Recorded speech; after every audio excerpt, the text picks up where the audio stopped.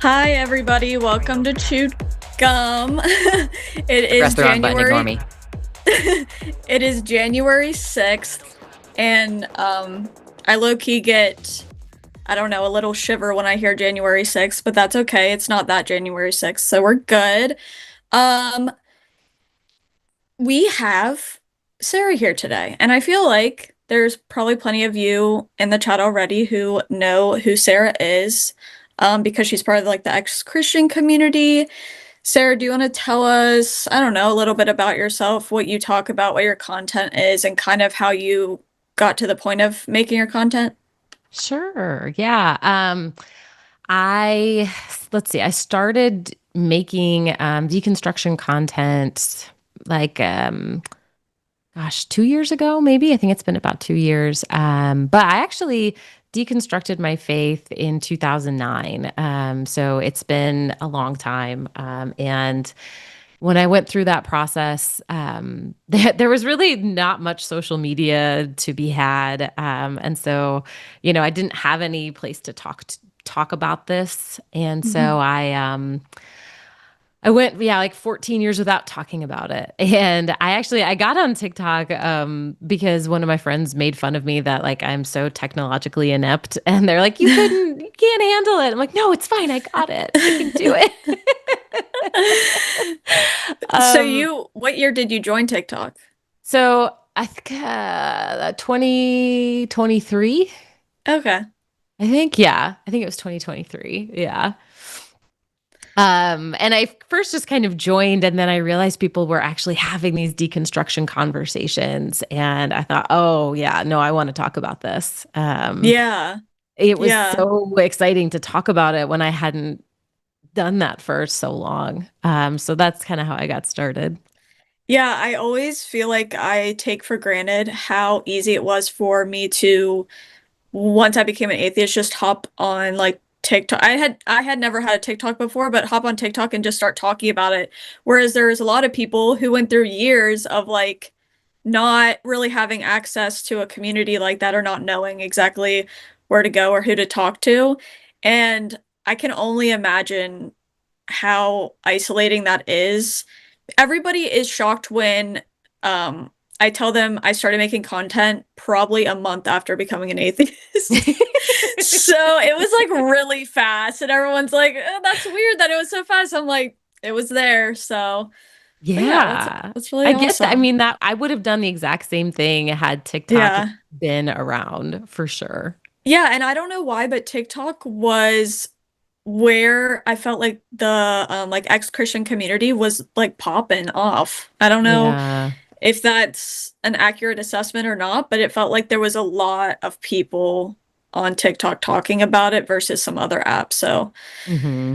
yeah, I feel you. So, guys, you can call in, please, and we can talk about all sorts of stuff. We can talk about um religious stuff is probably what we want to talk about because, we both make that kind of content. And we can talk about purity culture. We can talk about my favorite Christian nationalism and all that fun stuff. So please call in, especially theists, especially the theists who always want to argue in comment sections and not talk on the show. But please call in. I promise we'll be nice. As long as you're nice. And yeah. Let me look here. Oh, sorry. I'm out of sorts. Um, I'm trying to think if there's anything else I should be saying. I don't think so. You've Is made it it through your too list. is it too early to take a call? I think it's fine. Question mark. Yeah. Okay. So are you ready to take your first call?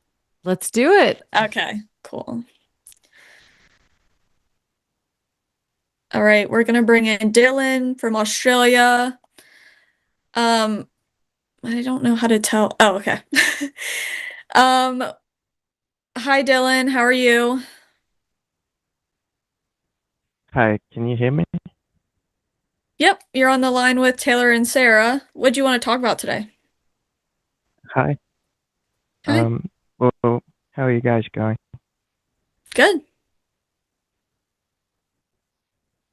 Yep, that's okay. Well, I'm a bit nervous because I don't really talk about this much, but um, I did want to talk about, like hell and free will and hell are the main things that have sort of been interesting me lately. Okay. So Do that's you all good. believe in hell? I used to, and when I did, it sucked. Say that Yeah, much. understandable. So do you still believe Um, in general, just not the hell theology, or where are you at now with everything? Well, I have a different perspective on it.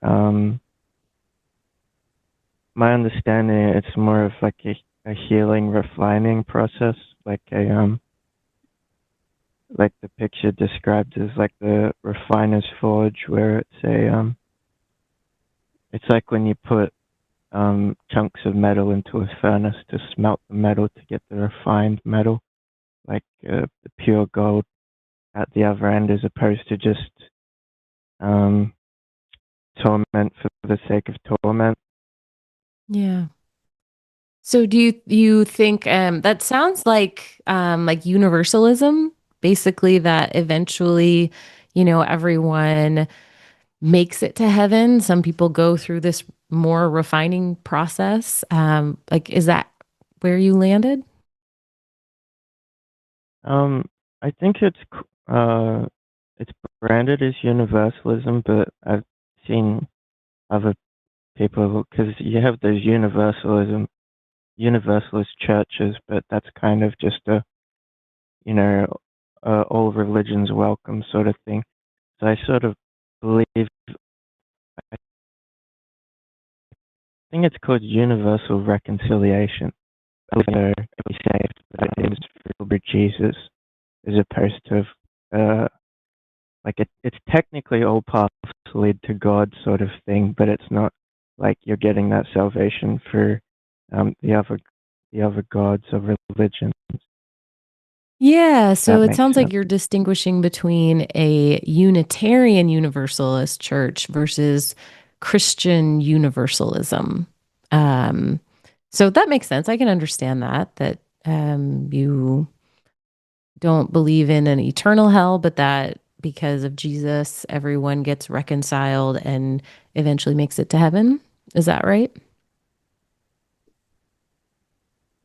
Yeah. How'd you exactly come to the conclusion that And that hell wasn't a thing? well, it took me a while, honestly. Some of this might be anecdotal. I did want to share a bit of my experience of like believing in hell and the burden that put on my life. Um, I'll try and keep it, short but sweet. I don't know if that's the best way to describe talking about Okay. hell, but so there was I had a job like a year ago, and I believed in Uh, God and believed in Jesus, but when you start researching Christianity, of course, like one of the first things that kind of gets stuffed down your throat is the doctrine of um, eternal conscious torment. And I was sitting out on my break, and the store's just the store's right on the highway. So I went out to have a cigarette. I'm looking at the highway, I'm sitting, and I'm seeing all these cars go by past, and I'm thinking, according to what these people are teaching me, like every one of these cars I see go past, they're going to hell for eternity, just mhm. basically just for existing. And it was very confusing to me how, one of the foundations is meant to be that God is all loving. He loves us. But like, I'm just watching all of these people. You know, before learning about that, I didn't really care too much for people. I'm not claiming to be like perfect, but I used to be a very selfish person. But obviously, with the Bible and stuff, my perspective has changed. But Mhm. seeing all these cars drive past and thinking, oh, these poor people, they don't even know. Like, and I kind of felt like I had this responsibility to like warn people, but then I'm like, I'm just gonna sound crazy, Right. you know, like Yeah. trying, like, cause I do care about people, and then I basically be screaming at them like, no, you gotta believe, but then it's like this weird dynamic where like I try my best to explain to people, but they don't understand, but So Yeah. if you believe I then, like I now remember that, I, oh, Well, you're breaking up really bad, Dylan. yeah, do you have good service where you are, Dylan? I live in Australia, so no. Touche. Fair enough. I think everything's run on copper wires. Well, I think I was going to ask you, if you believe that eventually everyone's going to make it to heaven, that takes the pressure off you, right? Like now you don't have to convince anyone of anything. We will all just kind of do our best, and eventually everyone makes it to heaven. I mean, do you feel that way? Like now there's not pressure? Yeah. Well, I think well, you're familiar with scripture, so you're probably familiar with Jesus saying his yoke is easy and his burden is light, and I think that's in line with that because Yeah, I think I struggled um with that particular passage because I agree it's supposed to be that way, and yet also, Jesus says you really need to count the cost before you decide to follow him, and that you're going to have to take up your cross, and that you have to be willing to give up your home and your family and give up everything to follow him. And so it does seem like he gives conflicting messages about that. That it's supposed to be easy, but also it's supposed to be really hard. I think um well, my understanding is like you're meant to rightly divide, you know, so there's things to be separated, and I think, part of that would be like a works-based salvation and more of a free grace, a free gift sort of idea. And I think it also applies to those were, um, I don't know if the right word is apostles, but those were the disciples, because Jesus was here when he was here in the flesh. He was on a mission. So, when the guy's saying, can I go bury my relative or whatever, and he says, let the dead bury the dead. It's kind of like a come on, let's get going type of thing. As opposed to, but I think the story, my understanding is that the apostles and the disciples, they were all, I think they were all martyrs. So I think that, especially in early Christianity, like the majority of them were martyrs, with the gladiator pits and that sort of thing. So We don't I think actually for have the time it would have been confirmation of accurate. that. Okay.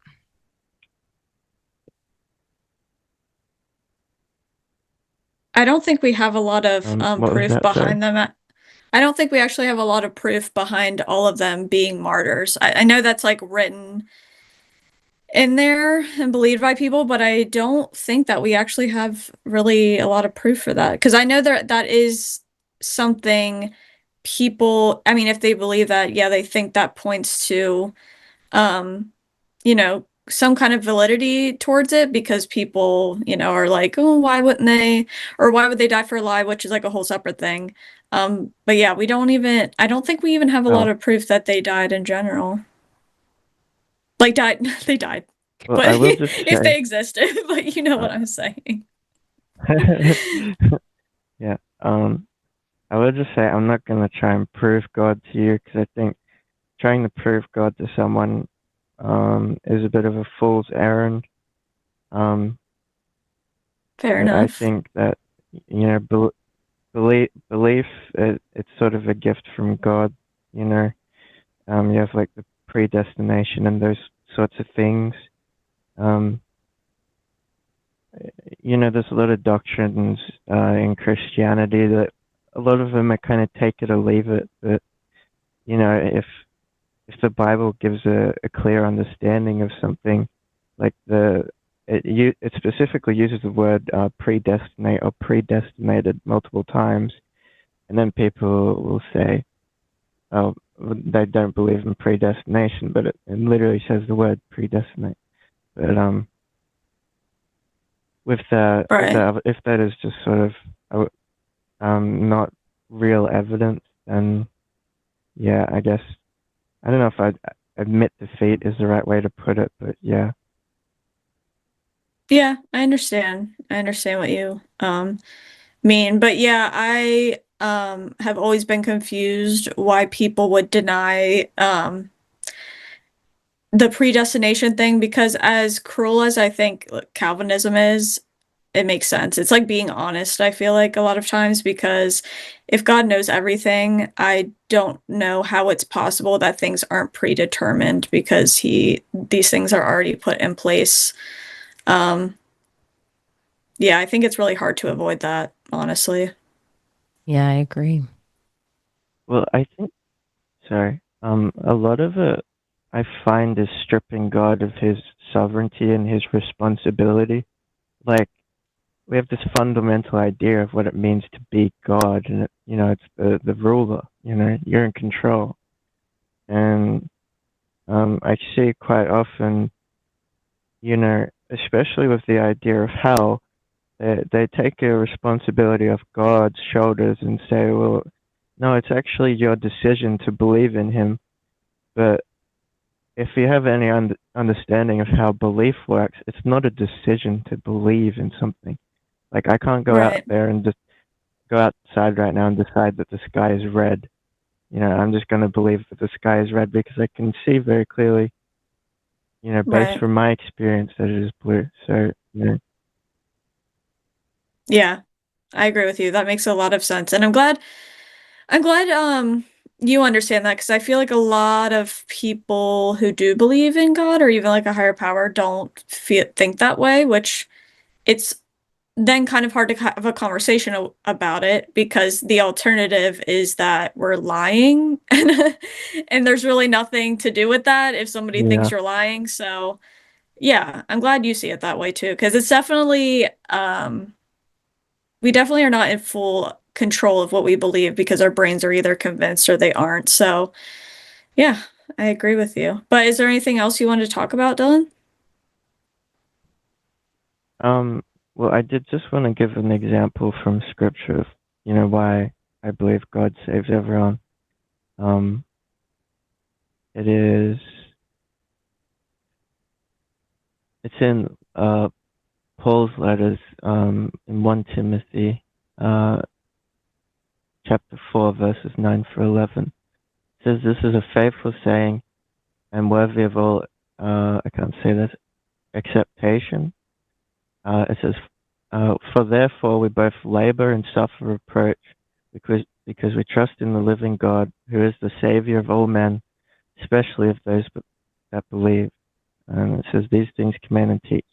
So we're meant to teach that God is the Savior of all men. So well, it says God is the Okay. Savior of all men, but especially of believers. So I see that as like saying I like all types of cars, but especially muscle cars. That doesn't mean I don't like Mhm. the those little tiny compact cars. I'm not gonna go further on that, but yeah, that's the basis. Got it. I can understand that. Um, well, we appreciate you calling in and sharing your thoughts. I think a lot of times when people go through whatever you want to call it, whether it's like thinking deeper about your religious thoughts or deconstructing, whatever you want to call it, I feel like usually hell is a main topic because it's so brutal and it's if Yeah. to me I feel like it goes against our humanity if you value stuff like empathy. So I feel like that's probably why it's the number one thing that people tend to focus on when they're evaluating their beliefs. But yeah, I appreciate you calling in, Dylan. It was nice to meet you, Dylan. Yeah, yeah. Well, I hope you guys have a nice night. Thanks for Thank you. chatting. Thanks, you too. Thank you. Okay, Um, cheers. but oh, I forgot to, I think. Okay. Sorry, that was my first time doing that. Yay, okay, I did it. Congrats. Sarah, I wanted to ask because I feel like I didn't even ask. Did you were evangelical or were you something else? Relatively evangelical. I got into like the last couple years that I was a Christian, I got more and more charismatic. Mm. So that was an adventure. But yeah, I was relatively evangelical, I would say. Yeah. And I'm guessing charismatic, you mean like holy roller situation? Is that what Like you mean? like my friends would speak in tongues and like Okay, yeah. prophecies and healings and that kind of thing. What about the Um, snakes? no Did you snakes. do this? No snakes. I did not. Nope. I actually didn't know about the snakes thing until literally 2 years ago. So I thought it Yeah. was actually so crazy. But no, I did go to a charismatic church once, as a child, and it scared the shit out of me. I don't know why, but it did. Oh, no, I don't blame you. It's really a weird experience. And, all of my charismatic experiences weren't officially with like a Pentecostal church. It was like the group of people that I hung out with in college. Like we had Mm, all taken this overseas mission trip together. And then like when okay. we came back, we had all these other ideas about what it was supposed to look like. And so it was very much like we felt kind of I don't know, like renegades or like roguish, like, oh, we're the really deep ones. We would stay Right. after church and pray extra. And yeah, it just felt like we were really diving into it. Right. I've always wondered what um like people who worship in that way or like express their belief in God in that way, what they think of people who don't do that. Like, do you know what the insight is? Is it like you're boring or you don't have enough Holy Spirit in you to like act like we Yeah. do? Sometimes that people like people who do that will look at other Christians and kind of think, well, they're lukewarm or Okay, yeah. they're just not like that into it. But there are others, I think, who respect the fact that, hey, people worship differently. And like, Right. I think we understood that we were the weird ones, and kind of expected to be treated like the weird ones. So Okay. we weren't super judgy about other Christians because we knew we were not the norm. Okay, that makes sense. Um, one more thing I want to ask is I feel like there's probably a what's the word I want to use? There are different degrees of like charismatic or like that type of thing. Um, I knew two sets of like people in my life growing up that thought they could raise people from the dead, and I didn't know that was a thing in churches, but they were very hush hush about it. Like I don't I think they Hmm. knew that the general public wouldn't be about that type of thing, but I just did not I was just blown away when I discovered that. I didn't know that was a thing, and I think it's like kind of more common than we think it is. But it's just interesting the levels of like the degrees that people go, like from speaking tongues, and then it can be the snakes, and then it can be like just building your way up there sometimes. Yeah, I mean, I think though, in like if you really believe what Jesus says, you should believe that you can do that. Like, Right, right. he said, ask anything in my name and I will do it, and you will go Mm-hmm. out and do even more than what I have done. Yeah, And I mean, it seems pretty clear that no, if you're following Jesus, you should be doing miracles. That's how you know you're on the right track. So, right, like I know places like IHOP and Bethel are really into that kind of thing. And outside of it, now I can see how it can be really harmful and abusive. right. But at the time, I thought, man, this is the real stuff. We're really gonna Yeah. do what Jesus told us to do. Yeah, I actually didn't know what anything about IHOP until I was on TikTok, and I saw so many videos from people who were a part of it, I guess, and I was blown away That's wild. by some of the, I guess, environments people had come from because I feel like there are obviously a ton of different experiences in the ex-Christian community, and I feel like my experience was very boring compared to a lot of people's. And that's why I do tell people, I'm like, listen, I talk about like religion affecting people negatively, but I've never claimed to have religious trauma, to be honest. It's Hmm. my I've had good memories, I've had bad memories, and honestly just kind of boring. So yeah, it's very interesting to see everyone's different story and like how far they've come, and I feel like that's really, really impressive, especially if you're in it deep. I feel like would be even harder to pull yourself out of that. Yeah. Yeah, it's a lot. It's definitely earth-shattering. Yeah. Okay, are you ready to take another call? Yeah, let's do it. Okay, cool. We have Razor from Oh, California. Razor, you're on the line with Taylor and Sarah. How are you doing today? hello, hello, hello. How y'all doing Hi. today? Good, how are you? I am doing. Just a bit of a hectic day so far, but now I'm here. Awesome. What do you want to talk about? So, a couple of weeks back, I was surfing through YouTube Shorts and everything, seeing different videos, and I came across a video that talked about a term called patriarchal bargaining. And I wanted to see what people from Chewed Gum thought about it. Have you ever heard of that term? If so, do you know the full meaning and everything, and what it kind of effects do you believe it has on women of all stripes, especially when it comes to like feminism? I don't think I've heard that term, but I'm guessing it's about like using patriarchy in different ways to benefit from it in some kind of way. Is that right, or am I saying that wrong? Or I don't So know.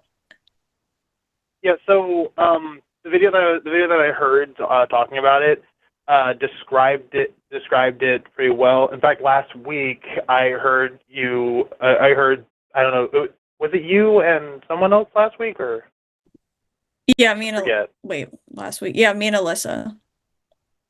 Yeah, you had someone who talked about the divine feminine. I heard them talk about that. Oh yeah, yeah.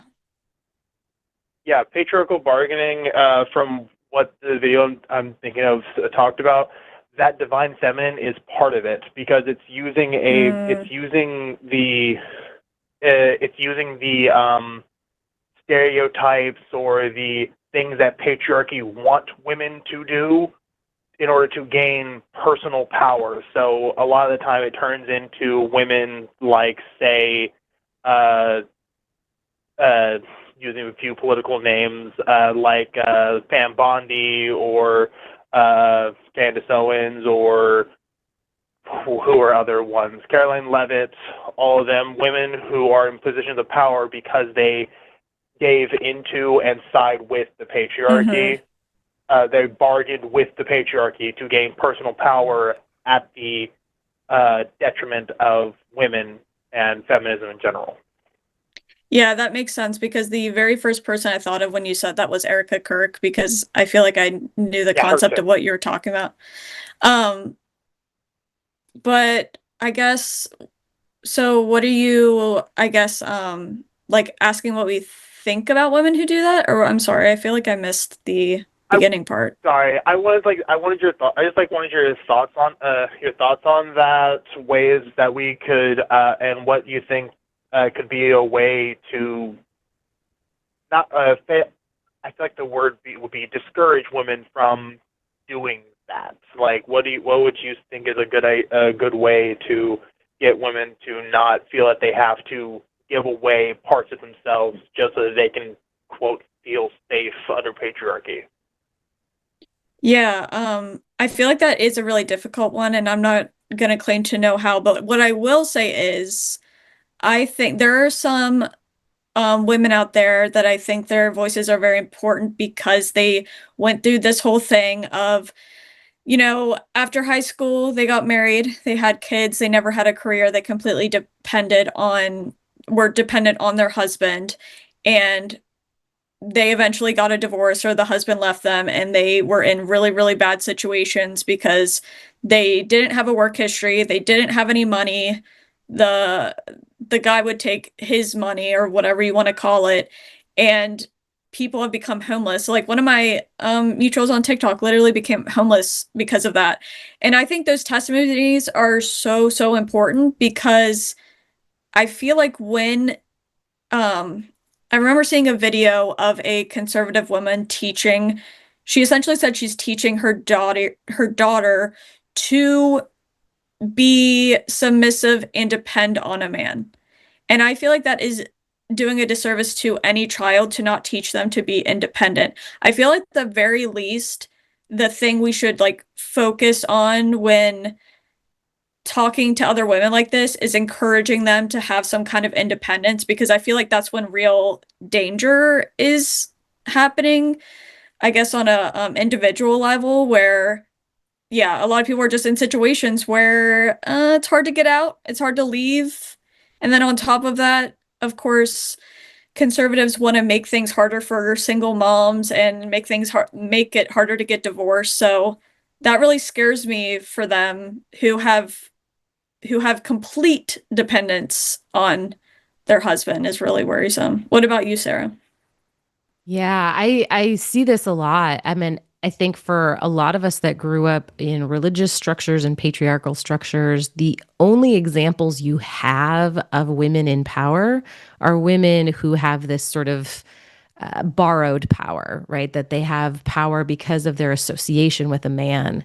And it seems like that's their only avenue to be stable or have power, is to be kind of a puppet in a patriarchal system. And so in some sense, I understand it. Like I understand that you're trying to make yourself safe. But I think to combat that, we need more and more examples of women who are successful and independent and are safe, outside of that patriarchal structure.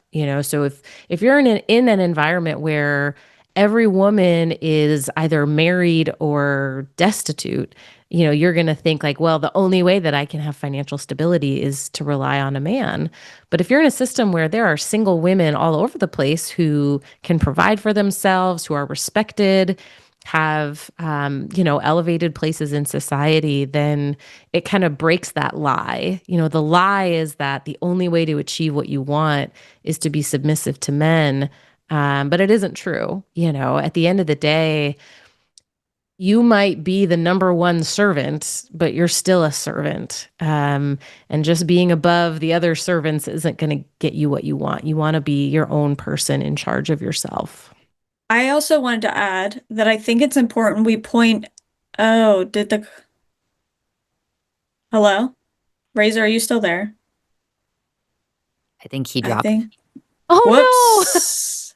Anyways, I still want to say this. I feel like it's so, and I wish I could have said this to them, but I feel like it's so important with people like Candace Owens and Erica Kirk and whoever else to point out the contradiction of they claim that everybody should, all these, like all the women should be at home taking care of their kids and staying in the house, but they do not do that.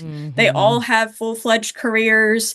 They have nannies. They have people like helping them take care of their kids. It's just, I don't think that gets pointed out enough. So, especially like Erica Kirk is going around so much right now, like telling people have kids, right now, be at home, let your man lead. And it's like, then why did you become the CEO right after your husband died? It doesn't align with the values that they're preaching. Candace Owens, I always think of too, because she would always preach that kind of thing. And then she's successful at her career. She's making a lot of money. She's like the breadwinner. So it's just very contradicting. And I don't think people point that out enough. Yeah, it's very Serena Joy from The Handmaid's Yeah. Tale. I mean, like she ended up being the one who was skilled and a good planner and orator, and she somehow didn't see that she was building her own cage. Yeah. And then I don't know if you've watched all of it, but it was like heartbreaking to watch her go back to that, and it really just like it like obviously fucked her over in the end because she thought that she could be in this special position, like I feel like a lot of women are in, within like conservatism and patriarchy. And I see this all the time, but I'll see women praise men or like whatever, be with men who talk about other women like they are garbage. And I wish they understood that this is going to sound mean, they aren't special. Like that's just how they view women. And at one point, I feel like that's going to come to surface, whether that's later or whatever. But yeah, it is very unfortunate. Also, guys, if you haven't subscribed or liked yet, what are you doing? I'm mad at you. Like, subscribe. We don't have any callers right now, so guys, please call in. There's a couple people in chat being punks. Y'all better call in. Oh, yeah, really? call in. Oh, I don't know who you are, but come to the front of the class. Please, we can have a good chat. Yeah, we're nice. We'll talk to you. Yeah. We do have, wait, are they like ready to go? I feel like Yeah, it's ready. Okay. Okay, we'll talk to Dixon. He's from South Carolina. Hi, Dixon. You're on the line with Taylor and Sarah. How are you doing? Hey, Taylor. How's it going? Hi. Good. What do you want to talk about? I didn't think I'd get through the queue so quick. So I've got a friend. He's a theist, Mhm. And I'm having a lot of conversations with him about his religion. He's really interested in these conversations. But I'm not sure if I'm approaching it the right kind of way. Okay. What makes you feel like you maybe aren't? So he's kind of set in his beliefs. And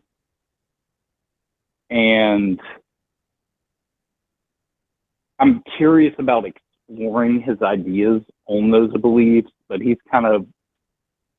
reaction to that is Okay, I Hello? don't know what's wrong with Colin's studio today because that caller just dropped. dropped. Oh No, what is happening?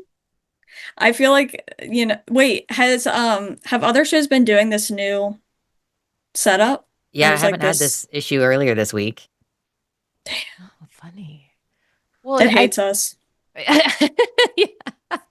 I mean, I think where he was going to go, probably the advice both of us were going to give him is, you can't make someone change their mind, and if they're not ready to talk about it, it's not going to be a good conversation. Yeah, and I feel like one thing kind of atheists have to remember is a lot of people, it's their whole identity, so it's going to be a very, very sensitive topic. Mhm. And if it's not, it's just like a conversation for you, right? Like for me, these conversations are just conversations.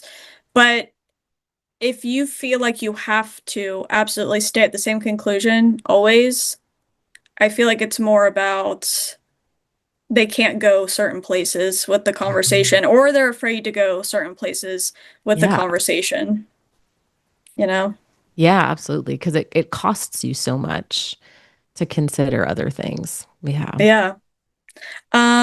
Okay, now's a good time for me to read the schedule, guys. Okay, where are we at? Okay. The hang up is tomorrow, Wednesday, the 7th, with Matt Dillahunty and Justin. And then we have TACIS, 2 p.m. Central Standard Time with Josie and Alexander. And actually, I think, is it just two? It's just two Arden's producing. Okay. And then on the 10th is Cus I Wanna at 6 p.m. Central Standard Time with Justin and allegedly Ian. And then on the 11th, we have the Sunday show at 1 p.m. Central Standard Time, Matt Dillahunty and Owen Morgan. And then on the 12th, we have at 6 p.m. Skeptalk with Forrest and John Gleason. And then we're back here again on Tuesday the 13th with me and Alyssa. Everybody come watch.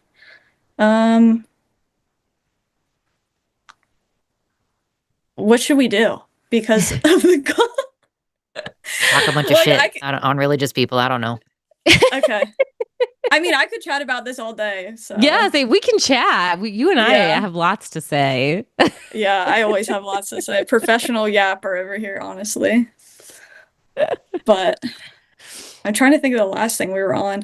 Oh yeah, talking to Theus. I feel like I got so lucky because all of my friends basically became just general theist, but in such a light sense of that. Like I don't even know how to describe it. Just like a general like, oh, there's something, maybe. It's so casual. So I feel like I got lucky because they're not attached to any kind of idea and they hate organized religion and they have a lot of criticisms towards Christianity in general. And I feel like I got so lucky. I do have one friend who is Christian. We do not talk about it ever. I don't think I would ever attempt to talk to her about it just because kind of like what I said, like I know people's identities are so wrapped up in that. And I've had people ask me a lot, like, how do you talk to Christians in your life? And I think they assume because of my content, I'm like talking to people in real life about this and trying to get them to come to my side, but I never do that in real life. I've never done that.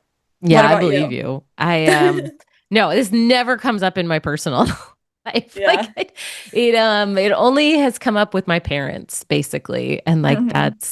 that's the only place it really bleeds out. My I did lose like all the friends I had at the church I was going to when I deconstructed, because that was just, yeah, it was their Yeah. identity. It was what we had in common. And every time we would try to get together and hang out, they would just try to convert me back. And Mm, it's like you can't even really yeah. be friends at that point. Right. And I Yeah. feel like the friendship thing is a bit different than the family thing, at least for me, because my family has talked to me about it before. I didn't want to talk about it, but they talked about it. And like it is very much like they don't directly like constantly try to get me to believe again, but just like comments, like passive comments all the time.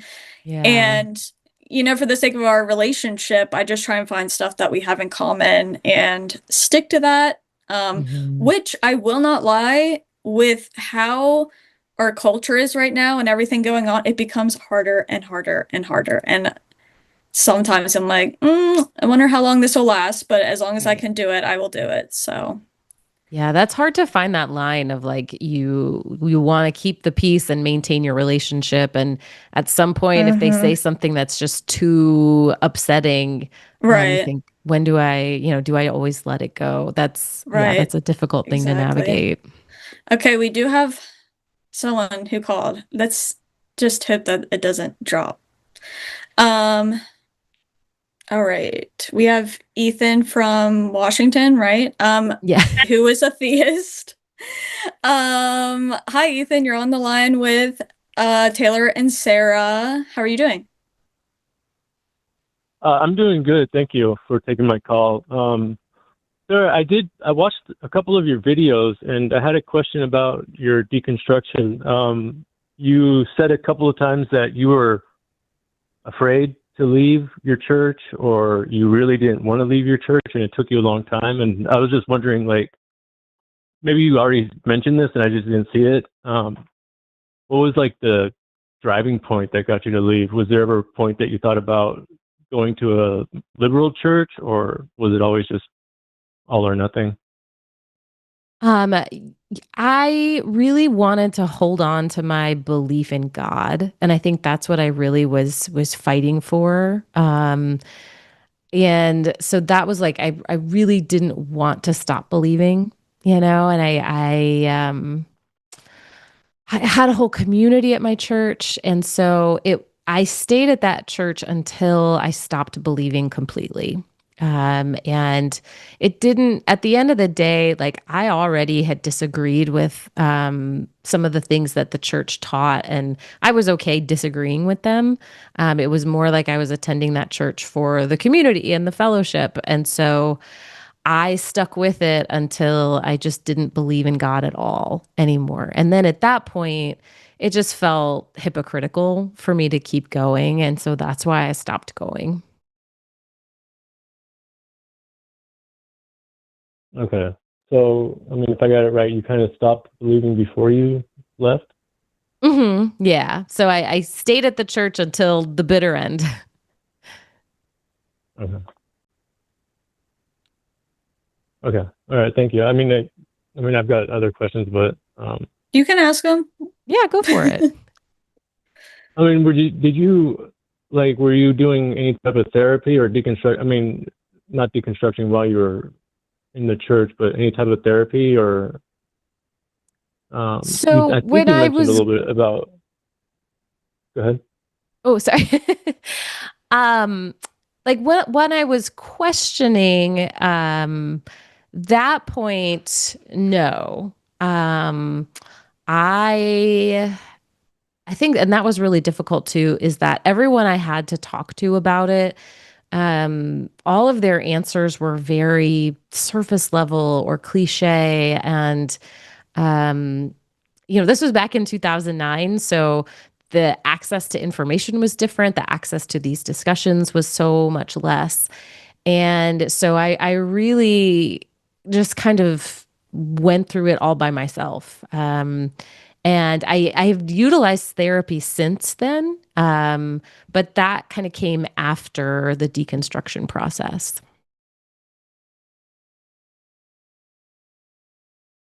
Okay. All right. Well, thank you. That gave me a lot of insight. Yeah, I appreciate you sharing, and I'm glad that you're a guest on the line. So Thanks. Well, I appreciate you calling in. yeah, thank you. Have a good night. Thanks, Bye. Ethan. You too. Aw. I think, was he a theist and maybe just wanted to understand the process better? Yeah, I guess so. I feel like we have a decent amount of people who are, at least lately, the past couple months, we'll have people call in and with more dialogue, not just questions, but they'll kind of be talking through their thought process with things, and you can tell they're deconstructing, but they're like in this in-between thing. There were two different callers, and I can't remember their names, but they would if I was pointing out something that didn't make sense to me, they would try and talk like through it and then be like, yeah, I guess that doesn't make sense. And they were pretty honest about like where they were at with things. And I can really appreciate that because I feel like that's hard to do. I feel like you feel like you're betraying your religion, belief system. So I think it's really brave when people do come up here and do that. But I've noticed that has been happening a little bit recently, which is really nice, I think. Yeah, that's It makes so good nice. conversation. And it's I so know, brave to do that in public. yeah, that too, like on a show. And I just remember being at the very beginning, being afraid to even talk to people who weren't Christian about me feeling iffy about things, or even if it was like one thing, because of just the stereotypes of don't be around non-Christians too long, or they'll bring you down, or they'll get you not to believe. So, yeah. I wanted to ask, I know you said you didn't have, because of there wasn't like a huge online presence, but did you have anyone in your life that you were able to talk to about it when you first No, went through it? Not at like all? literally no one. Oh my God. Yeah. That's awful. It really was. I sometimes I'm laughing about it because, you have to laugh or not cry. Like Yeah. it's terrible. And so it's like my coping mechanism is to laugh about Yeah. terrible things. But yeah, I had no one at all to talk to because the Christians in my life were horrified. Like they were like, "What do you mean you're questioning this? And we've got to get you back on track." And those weren't productive discussions. And then the non-Christians, or even just like I had a few people in my life who were Christian, but like I don't know, it just not that like big a cultural deal. Christian Yeah, type. like there's a God and sometimes I pray, but that's it. Yeah. And so when I was trying to explain, like, no, this is such a big deal. Like my whole Right. world is falling apart. They were like, I don't, there's probably a God. Who cares? I'm like, oh God. Yeah. No, I come across a decent amount of those people, and I remember having the same reaction when I'm like, what do you mean? Like, what do you mean this isn't a big deal? Because I'm like, there's either no afterlife at all. In my head, this is what I thought at the time. There's either no afterlife at all, or I'm gonna burn in hell forever. I gotta figure this out, like right now. And some people would, yeah, be casual about it. Like, I'm kind of jealous of those people because I had some friends who were like, I don't know, God might be out there. I'm like, okay. No, this is urgent. We need to figure this out. Like, if eternal torment is at stake, like, right. we gotta know. Yeah. Right. And I don't know how it went for you, but for me, my politics actually changed before my actual like religious beliefs. And that I don't think people talk about this enough. The evangelical conservative whatever culture, community, whatever you want to call it, is so harsh towards progressive Christians or liberal Christians. Like, they call everything liberal, but you know what I mean, how they view Yeah. that. And I got like a small taste of that for a couple of years. And so when I do see online like long-term progressive Christians, I feel like it has to be hard to be in that position of staying in those spaces because I just remember how out of place I was. And they Mhm. actually say stuff all the time like you have to have these political beliefs to be a Christian. That's said so often and it's so crazy. And I feel like that wasn't as big of a thing before MAGA really Right, like like before popped off. 2016. Yeah. Yeah. Like it was there, but it wasn't so Yeah. much. Hmm. Right. It wasn't like the constant thing always there, always being talked about. Um, did Yeah. the did MAGA and that whole movement have any, you said, when did you become an atheist? 2009. So it was, Okay, so yeah, no, well no. before that. Yeah. So Yeah. it wasn't part of it. Did you notice a difference in any like of your family or anything when that stuff happened, or was it pretty much the same? So my parents they're in a funny category. We grew up in a pretty conservative church. They're from pretty conservative areas, but they kind of flip back and forth between voting Republican and Democrat because they thought, look, Jesus told us to take care of the poor, and I think that Democrats take care of the poor the best. And Mm-hmm. so their politics weren't ever one or the other because Oh wow. yeah, it's kind of rare, especially for the types of Yeah. churches we went to. I do feel like So that's super rare. yeah. So yeah, I grew up thinking like, well, you should take whichever political party takes care of people better. Like that's who the Right. Christians should support. So Right. yeah, when 2016 happened, both of my parents were just shocked and appalled. I mean, Oh, that's they, good. yeah. So I think that's also, it's, I say this a lot, like, my parents are still very devout Christians, and it was really hard to tell them that I was an atheist. But I'm also Right. very lucky that, while we had a struggle for a long time, we still have a good relationship. And I mean, obviously not everyone gets that. I know that that's Right. rare. So Right. I'm in a very lucky position.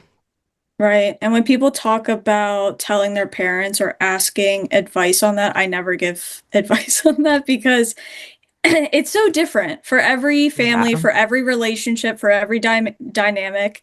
And in some cases, maybe it's not beneficial to tell them at all. It's different for every person. Um, Yeah, I agree. I always tell people it's yeah. your news, and so you decide if you want to share it or not.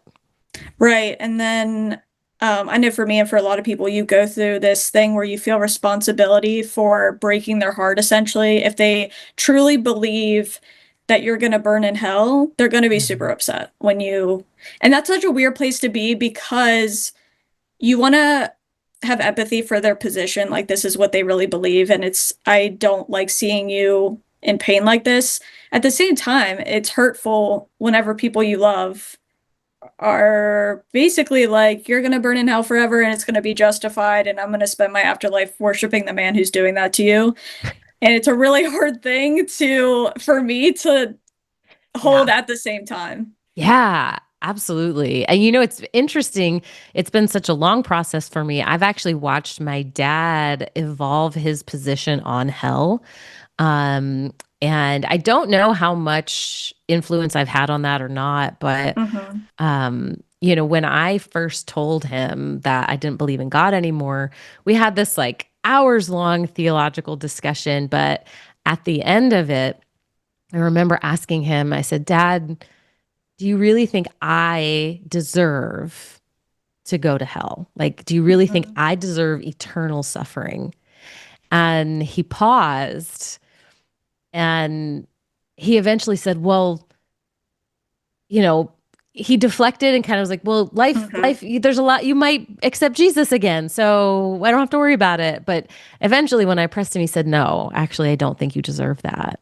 Mm. Um, I'm sure that was a big realization of what do I think is just Mhm. Yeah. Yeah. And so he now is an annihilationist. Okay.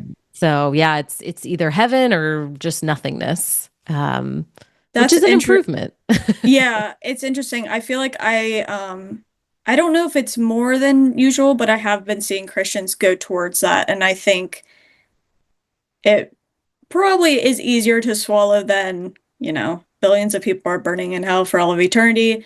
Um, that reminds me of I was doing a movie review on Kirk Cameron's Saving Christmas. I didn't even know who Kirk Cameron was before I did this. Do you know who that is? Oh, oh, sorry, that's Ruby. Oh my. Yes, I'm gonna give my age here. Ruby, hey, quit. Okay, so for all the elder millennials, Kirk Cameron was starred on a like family sitcom. He was like the rebellious teenager. And then once that sitcom ended, like 10 years later, he comes out as this like ultra conservative Christian. And he is, oh, I'm going to date myself here too. Candace Cameron Burr now, like she was on what's that show? Um with the twins. Family, no, not Family Matters. Full House? Full House, yes. Okay. She's DJ on Full House. That's his sister. Oh, I did not know that. Yeah. And she's super Wow. duper Christian too. But Kurt Cameron got famous for saying he thinks evolution can't have happened because there's Mm. no such thing as a crocoduck. Okay. He has like this picture of like a crocodile head on like a duck's body, and he's like, "This is stupid. Therefore, evolution is stupid." Yeah. I think it was you though who made I don't know, who made the video about how didn't he say he's like that now he believes in annihilation, not Yeah, that's crazy to me. it's so wild. I mean, I made the video because I was like, "Oh my God, Kirk Cameron, like Yeah. annihilationism." Um, I was shocked, but I did appreciate the fact that he said, like eternal Mhm. suffering is not really within the character of It's God. not that chill. And I Yeah. was like, yes. Really quick, guys, we do have lines open, just a reminder, and the number for that is 720-619-2288 if you're interested. But yeah, I thought that was interesting because it was literally right after I made my video on his movie and I had no idea who he was before. And then I think a week later your video popped up and I was like, oh, okay. That's crazy. Cameron. Oh Yeah. man, when I was a Christian, the last couple of years I was a Christian, there was this Christian movie Fireproof that came Yes. out. Yeah. Have you seen it? You know it? I know of it and I probably have seen it, but I don't remember it really. Oh, it's so bad and so harmful. It's all about, basically you shouldn't ever get divorced because that's a sin. And he like yells at his wife and like punches the wall next to her. But then he becomes a Christian, so it's okay that he behaves So that much way. chill. You're like, Oh my. I can only imagine. Maybe I need to put that one on my list. You should put that one on your list. That would be a good one to review. I thought we had a call. I'm just joking. We don't. Yeah, I think I'm going to do all of the Left Behind movies because I don't remember them. Did you watch them? I read the books. Again, I'm that old. Like I read them as they. No, as I they remember. came Yeah. out. I do remember a lot of people my age reading the books. Very much a big thing with the with rapture theology, and it makes me wonder if it's still that intense for teenagers, the rapture thing. Yeah, I mean, I have no idea whether TikTok is a representative sample or not. Like, Right. I've seen the TikToks of people who really thought it was going to happen this fall, but I have no idea what it's like for teenagers. Yeah, I don't know. Okay, I think we do have a call now. Yay. Who? Okay. We have what's MO? Missouri. We have George from Missouri. Hi, George. You're on the line with me and Sarah. How are you doing? Taylor and Sarah, sorry. Hey, good evening. Good evening. How are you guys? Good. What do you want to talk about? Well, I'm like a serious truth seeker, and a few years ago, I learned that way back in like 553 A.D., the Emperor Justinian ordered the banishment of the teachings of Origen. And Origen was a real cool philosopher. He said God is love. God is way beyond evaluation. God is there's no such thing as eternal damnation. And he was kind of like making some of these religious fanatics angry.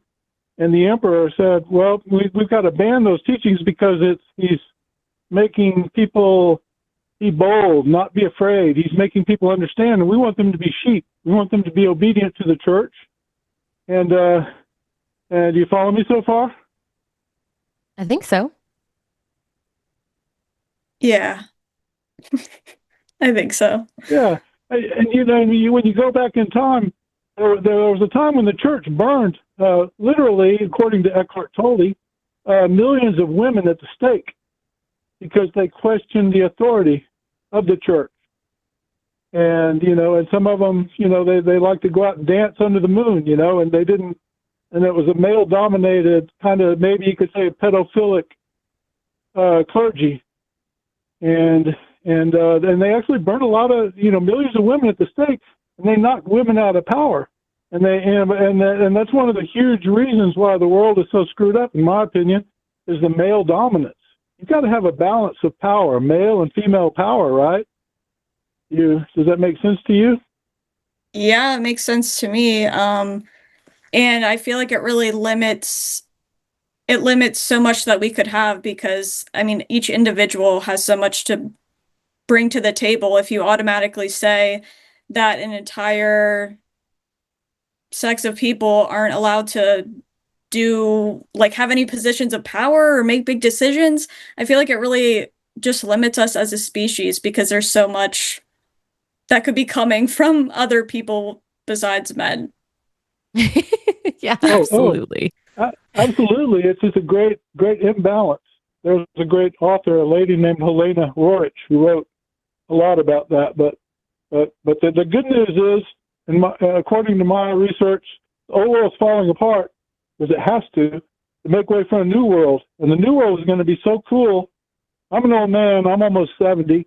But you guys are young. By the time you guys are old women, it's going to be a revolutionary, better world. It's like they say it's going to be so good, new words will have to be invented to describe it.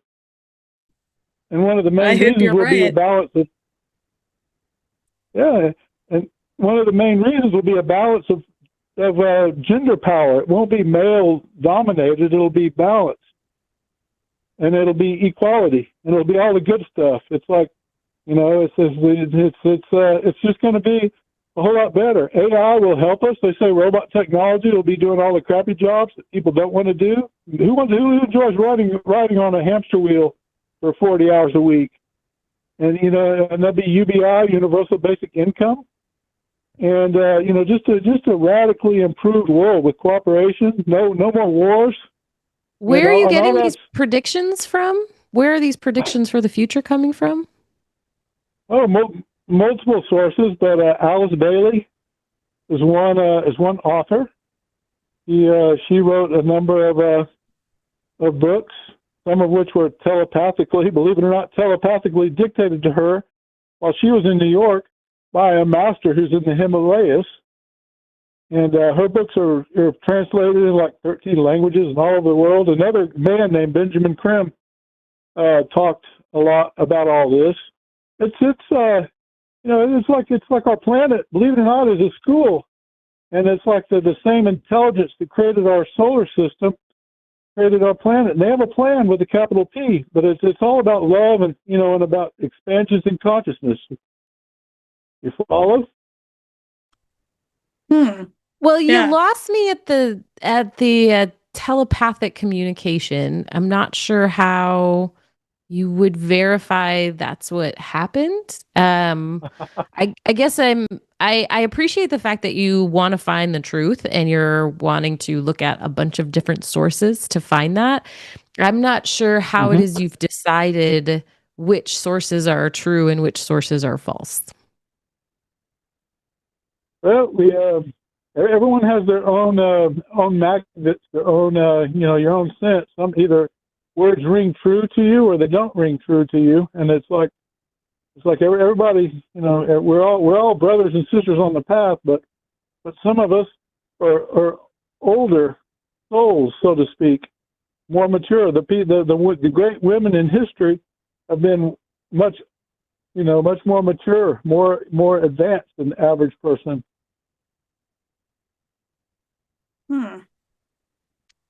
Well, that is a interesting worldview. I will say I agree. I hope that things get better. And I hope that there's equality. Yeah. That would be pretty nice. That would be nice. Yeah. But if you look at the church, I think the Bible even, it says, it praises men and urges women to be subservient to men. And that's just totally wrong because we're equals. You can't, and women are in many ways superior to men. Well, yeah, I mean, I agree that the Bible does do that. Yeah. But the Bible is a collection of books, and a lot of it was translated and modified by the church to their favor. And so they wanted the people who would live in fear. They use fear a lot. The fear of hell, the fear of the devil. Like it's there's a lot of lies in that book. There's a lot of truth too, but there's a lot of lies in there. God is love. Hell is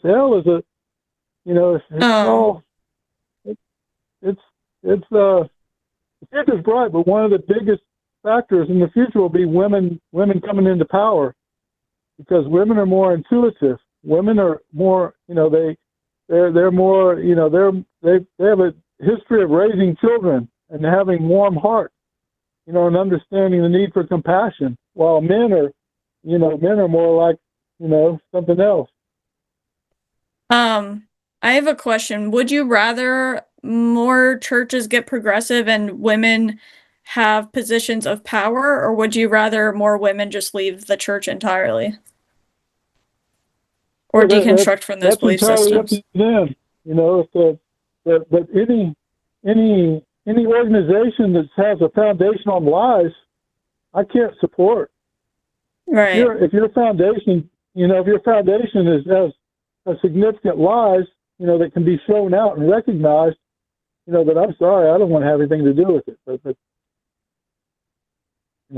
that's fair. But it's up to the woman. It's up to the individual. Everyone has to make their own decision on that. But some churches are a lot better than others, I think. But it's helpful to have women preachers who don't have the illusion that Jesus is God's one and only Son.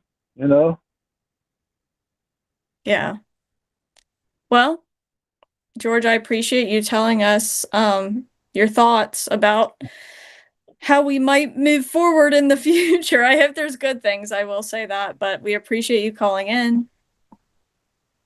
Well, thanks for keeping your lines open and discussing things. It's important to discuss all these things. Dialogue works. It's y'all take care and keep smiling. The best is yet to come. Hold on. I hope so. But it's going to get better before it gets much worse. Okay, thank you. Have a good night. You too. Take care. Bye-bye. I don't know what's up with my camera. Sorry, everyone. It's just... Do you want to try turning it off and back on in the Zoom call? Yes. Let me do that.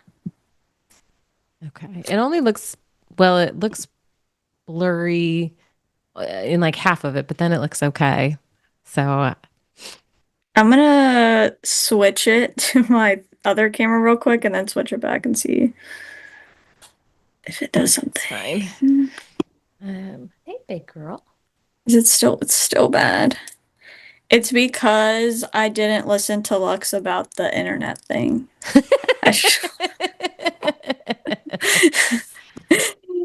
So, yeah, I gotta do that. Okay, let me see here.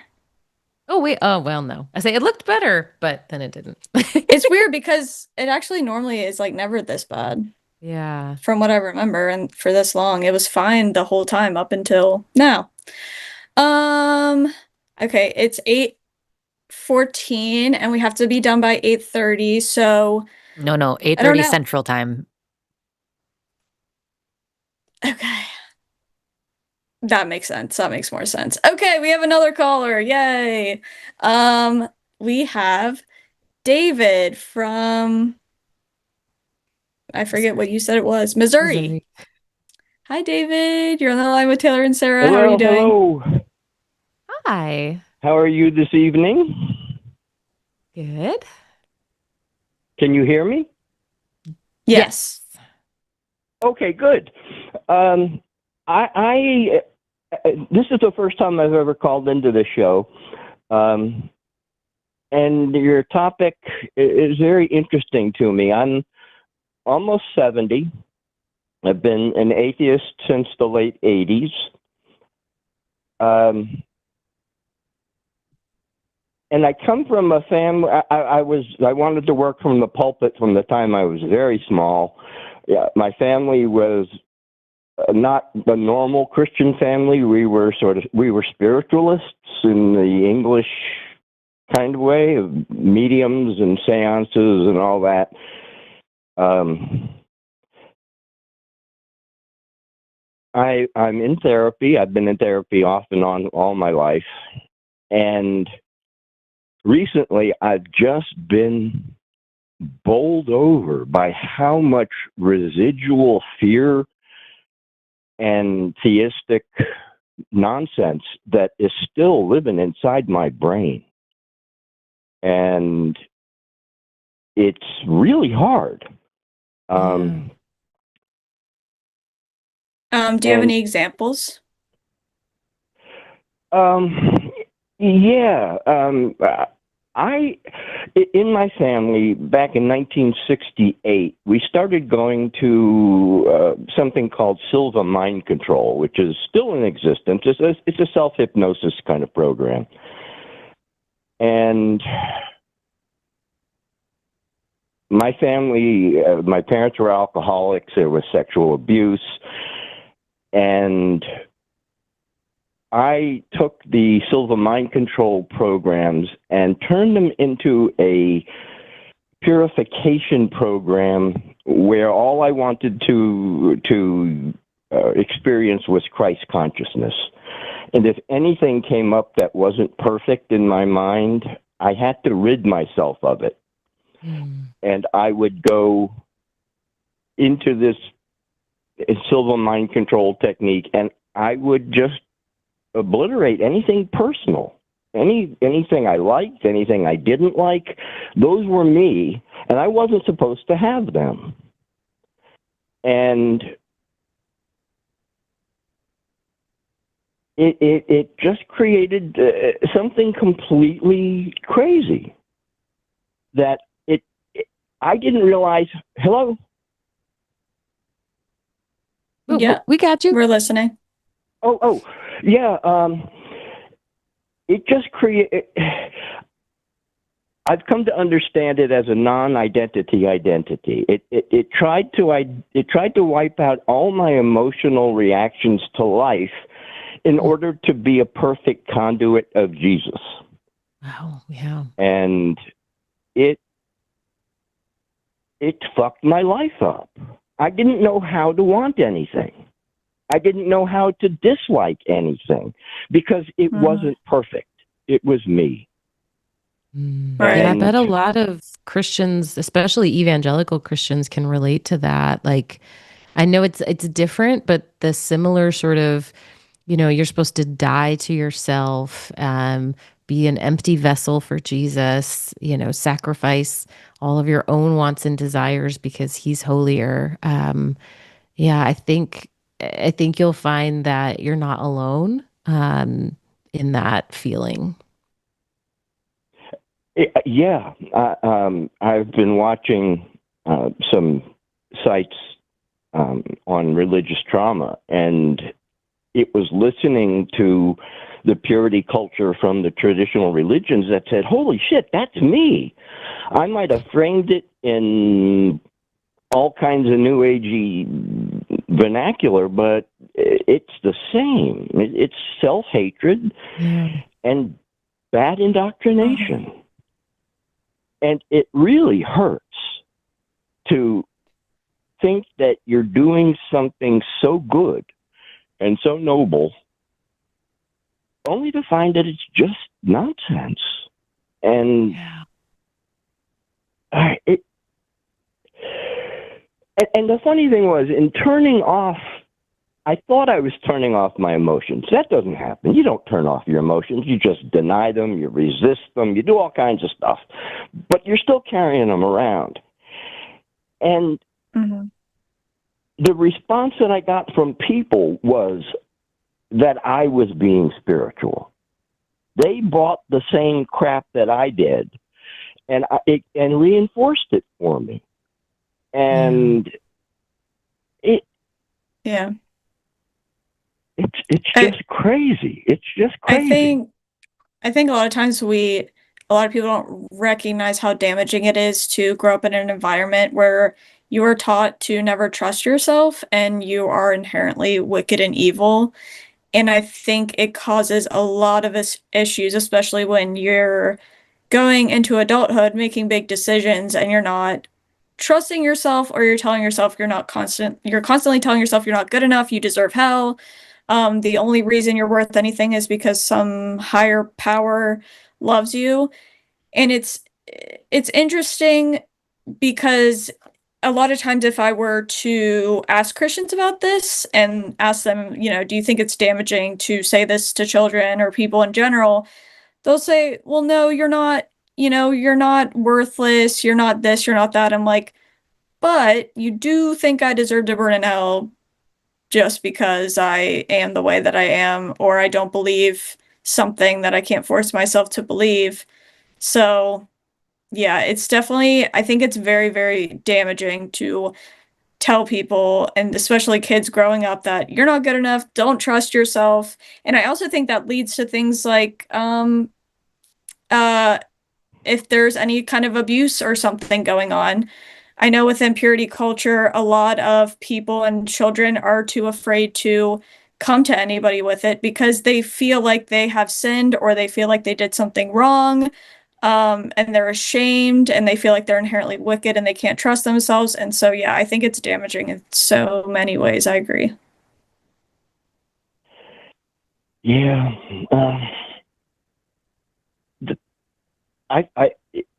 I felt when I really got into the heart of my therapy that I'd hollowed myself out. I felt like a shell, because all of the internal experiences that I should have just embraced as me, as my life, I pushed them out and tried to be somebody who I can't ever be. And I was an alcoholic by the time I was 13. Did every drug. Was in the hospital for over a month just in detox. And I managed to get sober. Congratulations. Even as an atheist, I went to 5 AA meetings a day. And I had to put an atheist interpreter model in my head so that I could listen to what other atheists or other alcoholics were saying and make it meaningful to me, because I wouldn't have gone back. And going to AA meetings got me sober, but AA is just as crazy as any other religious system as far as I'm concerned.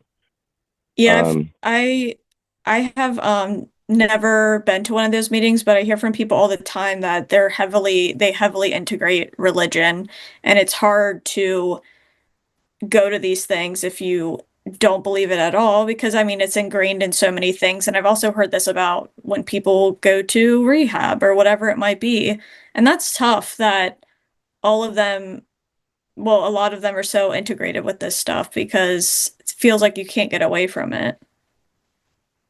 Well, the 12 steps is a religious surrender, program. And you will, I didn't hide the fact that I was an atheist, either in my 2 rehabs or my years of 3, 4, 5 meetings a day. And the hostility that I would get would be sometimes off the charts. But then I'd get stupid comments like anything could be my higher power, even a doorknob. And it's like, what the fuck? Is that all it's worth? And the people there are what got me sober. AA didn't.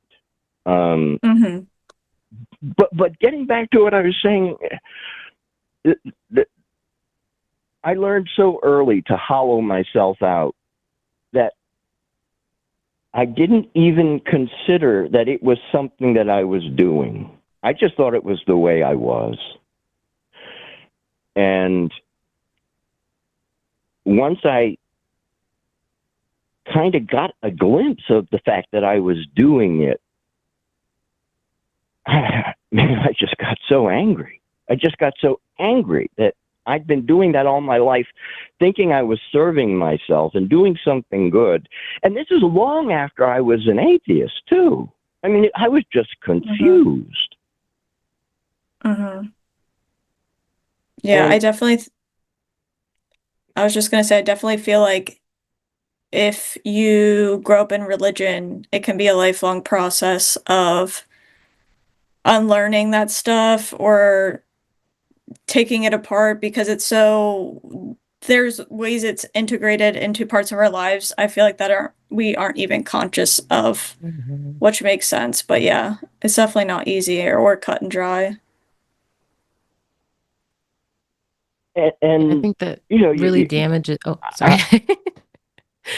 The idea that you are killing off so many parts of yourself that once you stop believing in God, you still have to relearn how to do all those things, how to listen to yourself and value your own intuition and opinions and thoughts, and that takes a lot. I congratulations on being sober. That's an incredible awesome. accomplishment, and I'm sorry that you are struggling still with this because it's. But yeah, it's kind of a lifelong thing for a lot of us. Well, in my therapy recently, my therapist said that she was pretty confident that I'm on the autism spectrum, and that makes sense to me too, because I always felt that there was a wall, an invisible wall between me and pretty much everybody, and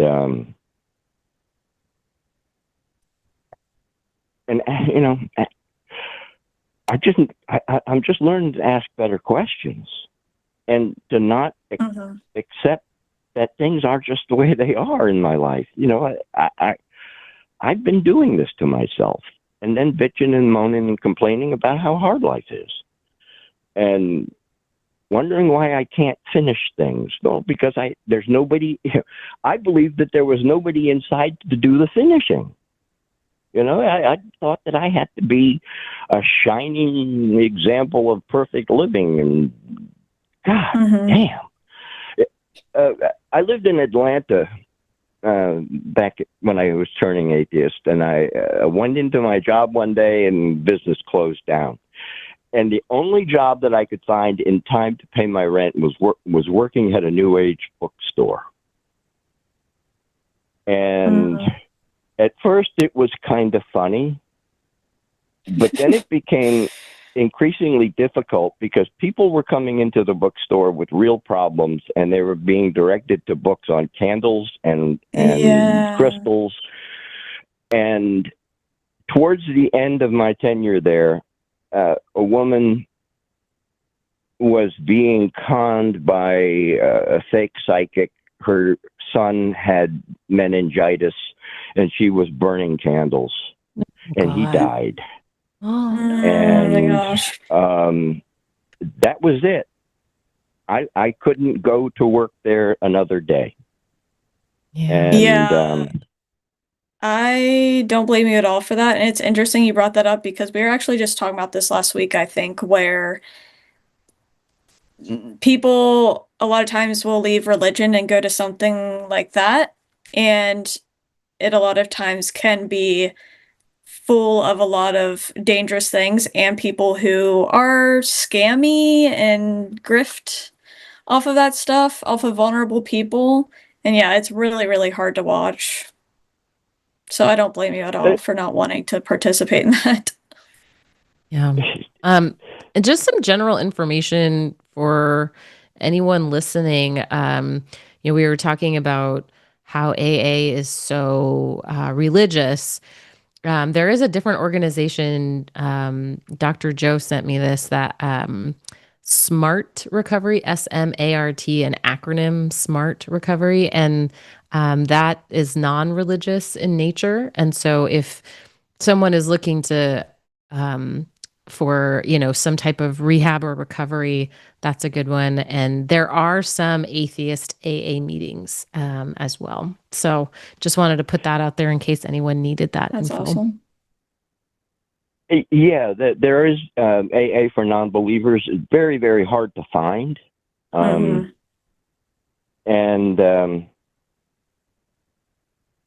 there's a lot of back when I was trying to get sober, it was slim pickings. AA was about the only game in town. AA was the backbone of the 2 rehabs that I did. So, it's a part of our cultural, spiritual belief system. And luckily, there's a lot better stuff now. Yeah, we can only hope that it improves over time, because the one thing religion is really good at is organizing and, having all sorts of systems like that set up. And atheists and like more secular places, we have a long way to go with that. So I hope it only continues to improve. Well, we're pulling in the right direction, at least. Yeah, for sure. Well, I thank you for your time. I'm going to sign off now. I hope you ladies have a great night, and thank you for what you do. Thanks, David. Thanks for calling in. Take care Bye-bye. now. Well, he was lovely. Yeah, it is so interesting for me to hear about because this is definitely not the first time I've heard stuff like this, people's experiences with trying to get sober while not believing in Christianity and how hard that can be.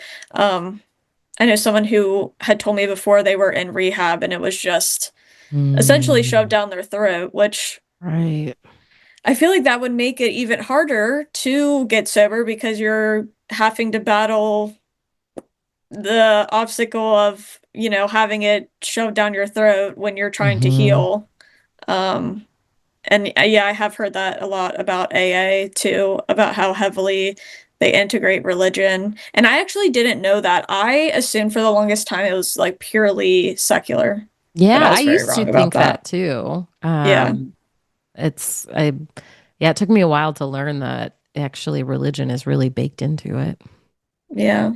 Guys, we have lines open. Please call in at 720-619-2288. Especially Theus, we want to talk to you. We haven't really had Theus call in today, besides I guess some chill. There was like a chill theist. Yeah, he was chill. But yeah, guys, call in. Don't be scared. We're very nice. We're very nice people. We won't yell We're so at you. nice. And that's so funny, because last week I was yelling and I was yelling so loud last week that I woke my husband up from sleeping. And then he came out after and was like, what was up with that show? I'm like, I don't know. But also to me, it's not like, if it's in the moment, to me, it just doesn't feel that serious. But I don't know if that makes sense. Sometimes if I get like, I guess, passionate about something, it will be like I'm yelling, but I'm not like screaming. I just get, I don't know, I get in the moment. But I feel like it has to be pretty bad for me to get like that though. Like the Yeah. call has to be pretty intense, which I feel like rarely happens, but I did try and manifest it. I was like, I really want Theists to call in. So I got my wish. Sometimes it just feels good, you know? You need to. Someone said justified crash out. Yeah. I love that you guys have to watch me crash out once in a while. That's okay. The only times I like, if I start to like really get worked up with someone, if I bring them on my TikTok and do debates, as soon as I get worked up, I'm like, nope, call's over. I'm done. You should just end it. Yeah, you're better than me. I will like go fight someone about it. But I think it's because in my like other content, I like never really do that. Like I'll have back and forth with somebody, but I'm always very calm, collected. I don't I've never debated anybody on like my lives, TikTok lives. Yeah. But here I just let it out. I don't know what it is. I think it's because of the like other hosts on here I see do. So I'm like, all right, why not? I can do that. That's yeah. But well, I bet it feels good though. Like you hear so many bad arguments, and there is something cathartic about kind of walking through that bad argument in real time with somebody rather than just like replying to it later. Yeah, no, exactly. And again, I feel like it's only if the person is being insane. But right. I'm glad because Alyssa will be the one to like drop somebody and be like, we ain't doing this anymore. I'm like, okay, fair, because I was gonna keep going for an hour, so it's good that you did that. All right, we actually do. Someone heard us. Yeah, you manifested it. I know. Again, I have superpowers. Okay. We're gonna talk to and give them an Mark. update. We're gonna talk to Mark from Indiana. Hello. You're live on the line with Taylor and Sarah. How are you doing? I'm good. How are you? Good. What do you want to talk about? I had actually called about a month ago, maybe a little bit over a month ago in November. And it was just to talk about kind of, I believe the topic was why we should care what God thinks, if I'm not mistaken. And we talked about kind of how to analyze the Bible and my religion to just kind of not just like trust it in ill faith. And I was able to. Uh-oh. Oh no, did we lose him? No. Yes. Mark, we're so sorry. Oh no, we wanted to talk to you. I know, even when we get a call, it's like not meant to be. I guess I don't have superpowers as much as I thought I did. That's so sad. You only like half manifested it. Yeah, it worked for like a second. Okay, I think we have someone else though. Let Dragon finish screening. Oh, okay. I think I'm confused of when. Sorry. Okay. We don't. We're just chatting for now. I think I'm confused of what box it's in. Go ahead. Sorry. What did Mark say? He said that what did he say he talked about last time? I don't know. I was going to ask him more questions because I wasn't fully understanding. Do you know what he said? No, I was gonna be like, wait, can you repeat those words? I didn't hear them. I swear he said something about caring what God thinks or something. I don't know. But I'm sure if he would have stayed on, I could have remembered the conversation if I was there. But yeah, I didn't get enough of that to know, unfortunately. Okay. Mark, if you want to call back, we'll take you again. We will, yeah. And call hopefully back. It won't drop. But yeah, he was a theist though, so I guess we talked about that the last time I talked to him. Oh man. Okay, well. It's so sad that our calls keep dropping, and then I feel bad because I feel like I've hung up on them even though I haven't. But it feels like you did. Yeah, I just imagine them. Oh, ID is Idaho, not Indiana. It's fine. Oh, it said ID. Oh. Guys. Yeah, that was Idaho. Sorry. Dang it. I'm sorry I That's didn't warn okay. you. I didn't see the letters. I should do what Forrest does and just make up the place they're from, honestly. Well, Jimmy told him to Okay. stop doing that, so. Oh, just kidding. I lied. I will never do that. Okay. Now someone is actually ready to talk to us, and I'm not jumping the gun, and yeah, I'm not confused anymore. Okay, we have Xana from Washington. Hi, Xana. You're live on the line with Taylor and Sarah. How are you doing?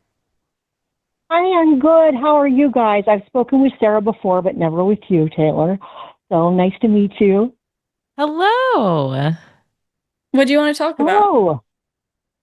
Well, I deconstructed within this past year, and I consider myself now to be an atheist. But I bring a friend to church because she can't drive, and I'm basically feeling like a hypocrite. And I'm just wondering, what, I don't know how to deal with this emotion, if that makes sense. Yeah, are you going to church with her, or you're just driving her?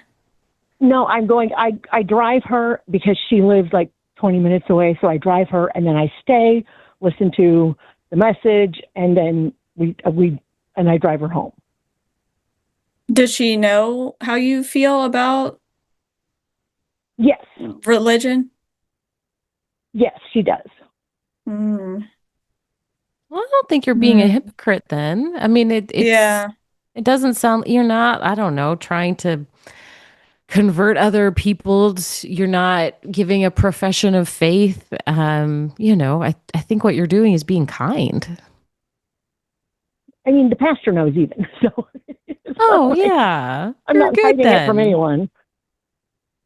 Yeah, it sounds like you're just trying to help somebody out, honestly. I wouldn't feel bad about that at all. I could picture myself in a position where someone, a friend or a relative would ask me for a ride to church. I don't think I'd go in, but I don't think I'd have a problem with like driving them there if they really needed a ride. So I don't think you should feel like you're a hypocrite. I think you're being a kind human being. Yeah, I agree. Well, I appreciate that. Yeah. And that was all I had. I was trying to get someone's thoughts on it, because like this is my first year, gonna be my first full year being a deconstructed Christian, and I'm not sure how it's going to go. I don't know if it's going to be better or the same, or Yeah, I can imagine how it probably feels weird sitting in on the message, and I feel like I would have a lot of thoughts going through my head. Does it make you feel any kind of way, or do you just feel neutral about it when you do that? I feel pretty neutral. I mean, luckily it is a very progressive church, so it's all LGBTQ friendly and all that stuff. So if it wasn't that, I wouldn't be able to go. Right. That makes a lot of sense, for sure. Okay, well, we appreciate you calling in. No it was nice problem. talking Thank to you you. both so much. I tried to follow Taylor, but I haven't figured out how yet, but I will do that. Okay. Awesome. All right. Have a good All right. night. Thank you both so much. You too. Bye. Bye.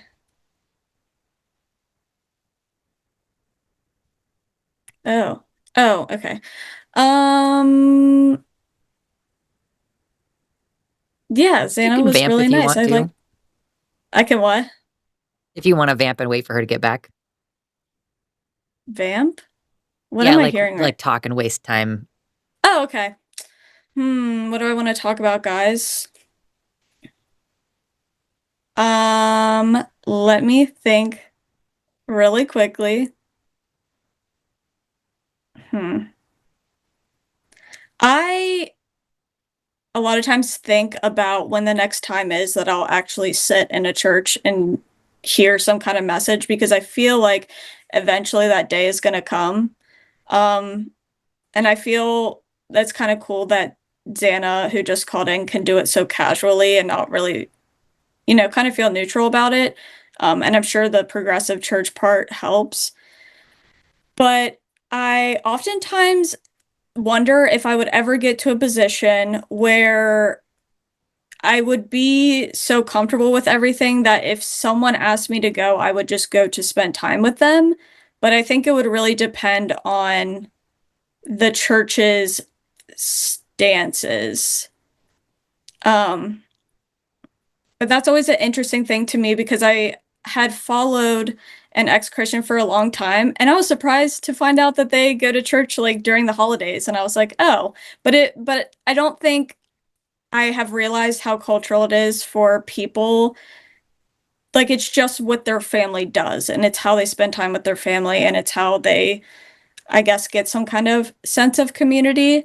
And I realized this because one time I was out and this older man was sitting at the bar and I started talking to him and he told me he was Catholic and I kind of told him what I was going through. And then I asked him if he, actually believed in everything. And he said no, just so quickly, so like it was nothing. And that's when I discovered there are people who are kind of in it for, I guess, tradition or just a cultural Christian to have some kind of community or whatever it is. And I just think that's really interesting because I've also heard stories of people who they deconstruct, they no longer believe, and they're really afraid to tell their spouse. And I heard the story of this woman who was so afraid to tell her spouse, and she told him, and he straight up just said to her, "Oh, I thought we were kind of all pretending." And that's crazy to me because I actually see a lot of people comment that in my comment sections on TikTok where they say that when they were a child, they assumed everybody knew it wasn't real and they were just playing along. And that makes me wonder how many people went through that experience because I genuinely feel like I believed it for a very long time. No doubts, really. And I think that's pretty crazy. How long is Sara gone? I don't know. She said she's taking a call. Oh, okay. I thought it was like a planned thing for some reason. Hmm. I was actually curious what you guys think about the premise of like, oh, the church should be more progressive for women. Well, because I think of this as a queer Yeah, person. I would actually kind right, of rather that it didn't so that more people would right, deconvert. right. Like so then it would like die out essentially. Yeah, oh my gosh. Yeah, I agree with that. It's hard because I feel like so for instance stuff happening right now politically, I recognize that progressive Christians will, there are progressive Christians that will put forth effort in fighting like what's happening right now and stuff, and I can appreciate that.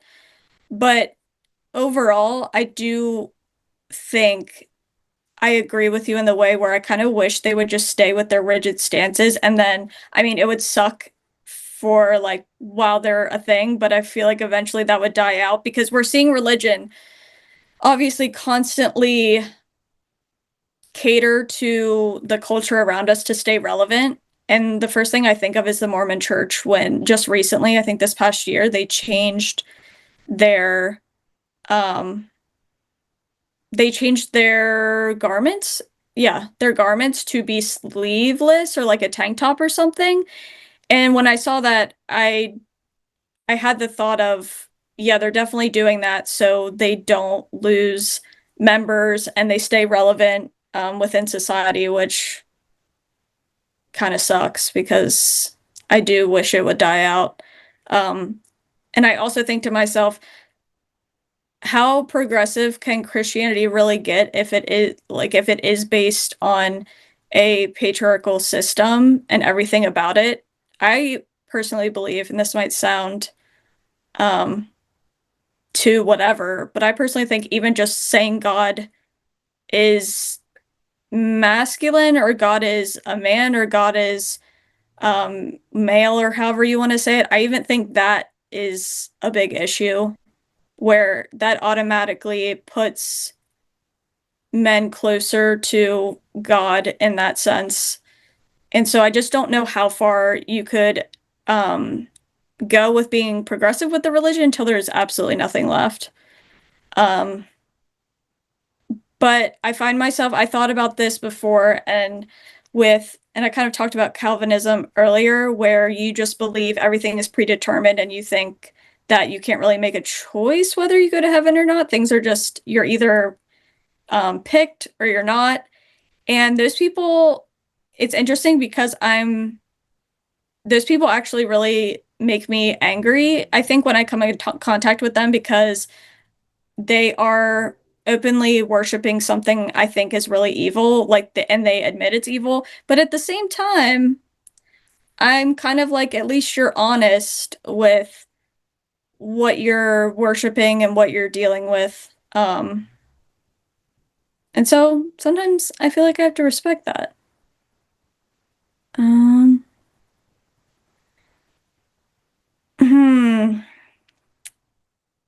What have you done on your channel recently? I have. I actually took a break for the holidays, but I did the Left Behind movie with Nicolas Cage and Chad Michael Murray. And the first time I saw that movie was 2 years ago, and it was extremely funny to see Nicolas Cage in a movie about the rapture. And so I decided to do a movie on that.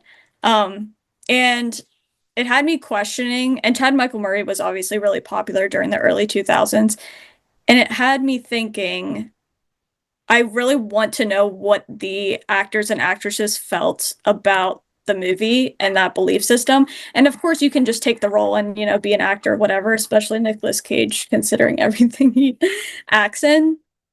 But it really does make me wonder what they think about the entire thing, because they have to know that some people are actually believing it. Hi, Sarah.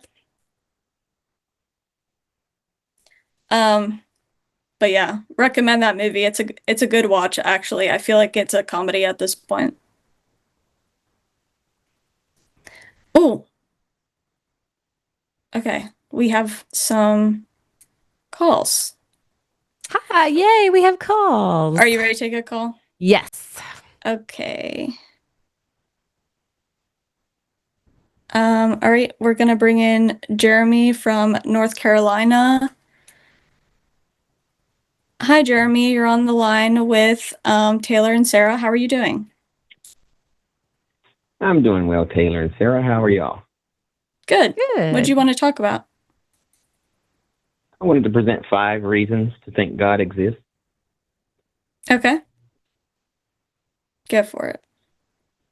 Okay, the first is God is the best explanation for why something exists rather than nothing.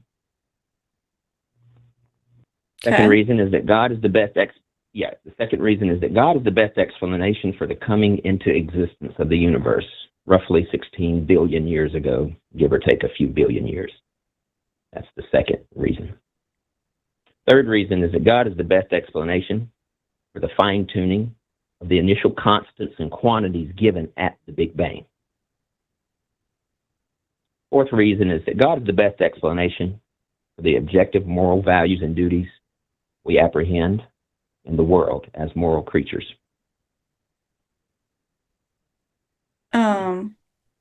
So I guess my question is, why do you think it's better that we just say it's God instead of admitting things like we might not have all the answers, or stuff like we create morality or whatever it might be? Why do you think it's better we put God in that spot?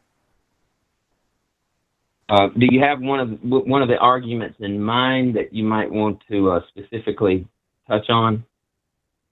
Sure. People always ask me about the beginning of everything, the beginning of the universe, and they're like, well, God's the best explanation. I don't really think so. I'm just not satisfied with this thing we created being the best explanation. I think that it's okay to say we don't know. And on top of that, another reason I don't think it's a good explanation is because in our history, there's been so many things that we've attributed to the supernatural or to God or to Satan or whatever. And for like seizures, for example, and so many of those times when we thought it was supernatural or we thought it was like whatever, whenever we came to a conclusion of what it was or discovered what it was, it has never once been God or Satan or demons. So if we're going with things based on probability, I think it's a very low probability that it's God. Well, that's not my argument. I can give you the two steps in the conclusion of the argument if you'd like. I think for your argument to make sense, you have to answer why, Well, I where haven't did given God the come argument from? yet. I haven't given the argument yet. I've just For summarized your it. first point, that you think God is the best explanation for the existence of the universe, right? And that's not an argument that I have made. I can repeat it if you'd like. Sure. What was your first point? The first summary of the argument I gave was this: God is the best explanation for why something exists rather than nothing. Okay. So for that first contingency part, argument. you Yeah. then have to explain, why does God exist instead of nothing?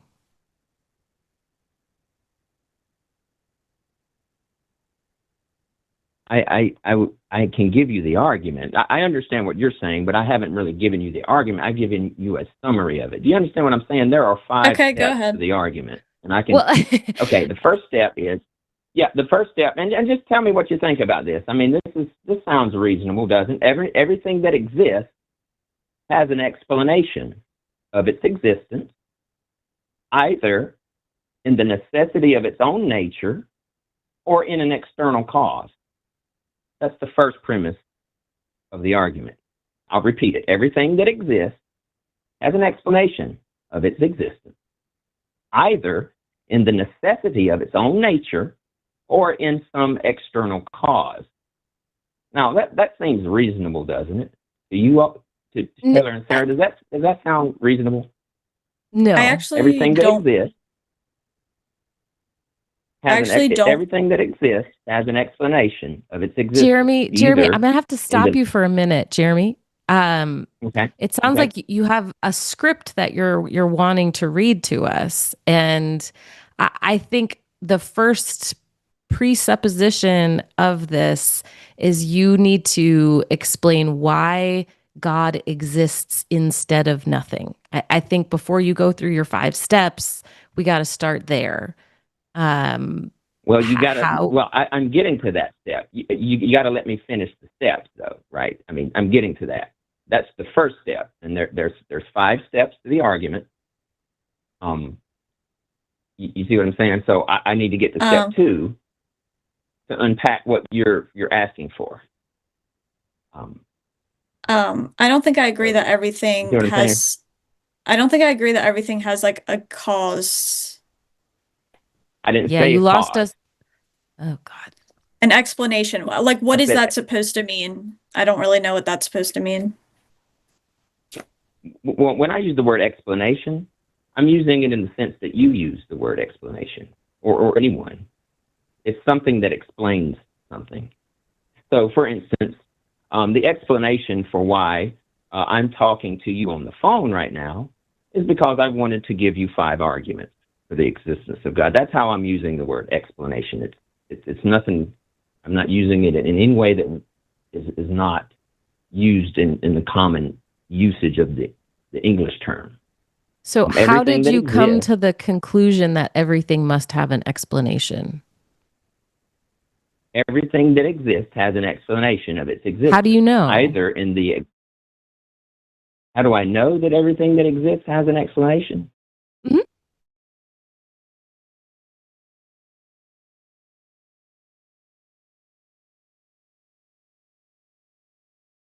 Can you hear me? Can you hear me? Hello? I can hear you. Yeah. How do you know? Yeah. How do you know that Oh, everything okay. has an I'm explanation? sorry, you cut out. Well, think about it. Do you disagree with that? Yeah. You have Do you no way to disagree know with that that? that's correct. You're making a So presupposition yeah, because of it course I do. sounds What correct exists to without you. an what exists without an explanation? Maybe have the no Name idea. universe. something that exists. Huh? Maybe the universe. I said maybe the universe. I don't know. But why would you think that, though? You see what I'm saying? That's the question. I think when it comes to the universe, if the universe exists, which I think we can all agree that it does, there needs to be an explanation for it. Unless you want to say, well, the universe is the only thing that exists without explanation. You know, I mean, and you want to know how I know this? The belief that I have that everything that exists has an explanation, that's a properly basic belief. Properly basic. The belief that everything that exists has an explanation, that's a belief that's formed naturally in humans as they observe their physical environment that they live in. Okay, so We look I have a around, question. we see a tree we see a tree in our front yard. We don't look at that and say, you know, that just exists without explanation. We look for an explanation, and indeed science itself presupposes that things that exist have an explanation for their existence. That's the whole philosophical underpinning of the scientific method. Okay, so what if Jeremy, what if the universe doesn't have a beginning at all? Wouldn't that mean there's really no explanation if if it always existed, if it never even began? Well, if the universe is eternal in the past, and a lot of people have thought this until recently, the explanation would be that it exists eternally. So you wouldn't say that it doesn't have an explanation. You would just say that the explanation is that the universe exists eternally, and therefore you don't look for a cause. That's not an explanation, though.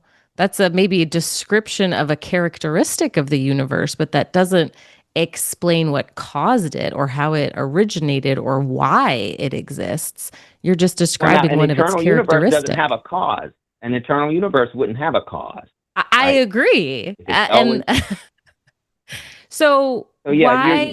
Yeah. Right. So you see what I'm saying? No, we disagree with your first premise on your way to your first argument on your way to your first premise. So you do think that things can exist without explanation, then? I don't know. Can't really claim one way or the other. Well, I don't know. If you don't know, then if you don't know, then you don't disagree. You would just say you're agnostic about that, and you would hold open judgment. But you don't and have I want to empirical evidence to support your claim. Huh? So, Jeremy, you haven't actually given us evidence to support your claim. When you've made this claim, you basically have said, well, it just feels that way, or it's natural, or it's logical.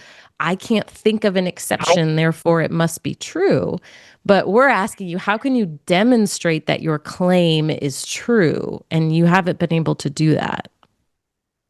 You're asking me to demonstrate the statement, the truth of the statement, that everything that exists has an explanation, either in the necessity of its own nature or an external cause. You're asking me to demonstrate that. I don't need to, because you do if you want me to believe it without explanation. But you don't believe things that just exist without explanation, right? Sure. That's not very scientifically minded, is it? Actually, I think it is. Wait, there's a lot of stuff I don't understand the explanation for. Huh? There's a lot of stuff when we see effects in the world, we look around we automatically look around and assume that there's an explanation for it. And so I guess what you would say is that there are things that exist and they don't have an explanation. And one of those things is the universe. Is that your position? I feel like what someone in the chat said, an explanation is just a weird word to use in this. Like, it's so, to me, I feel like it's lost its meaning at this point because I don't understand what that even means. I know it feels like he's trying to say cause, that everything has to have a cause, and that would make more sense than the term explanation. So you guys are having trouble with the word explanation. Mm-hmm. It seems not specific enough to the point you're trying to make. Do you mean that everything must have a cause and that you want to assert that God is the uncaused cause? No, that's the second argument. That's the argument that's from where the we're beginning going. of the universe. This argument that I'm giving, it's an argument that gets us to a necessary being, something that exists necessarily. Makes sense? Yeah. So we have heard this argument before, and so this is not new. Called the principle. Yeah, this is the principle of sufficient reason. The principle of sufficient reason undergirds the scientific methodology. It states that for every fact there is a sufficient reason for why it is so and not otherwise. That's the principle of sufficient reason. It's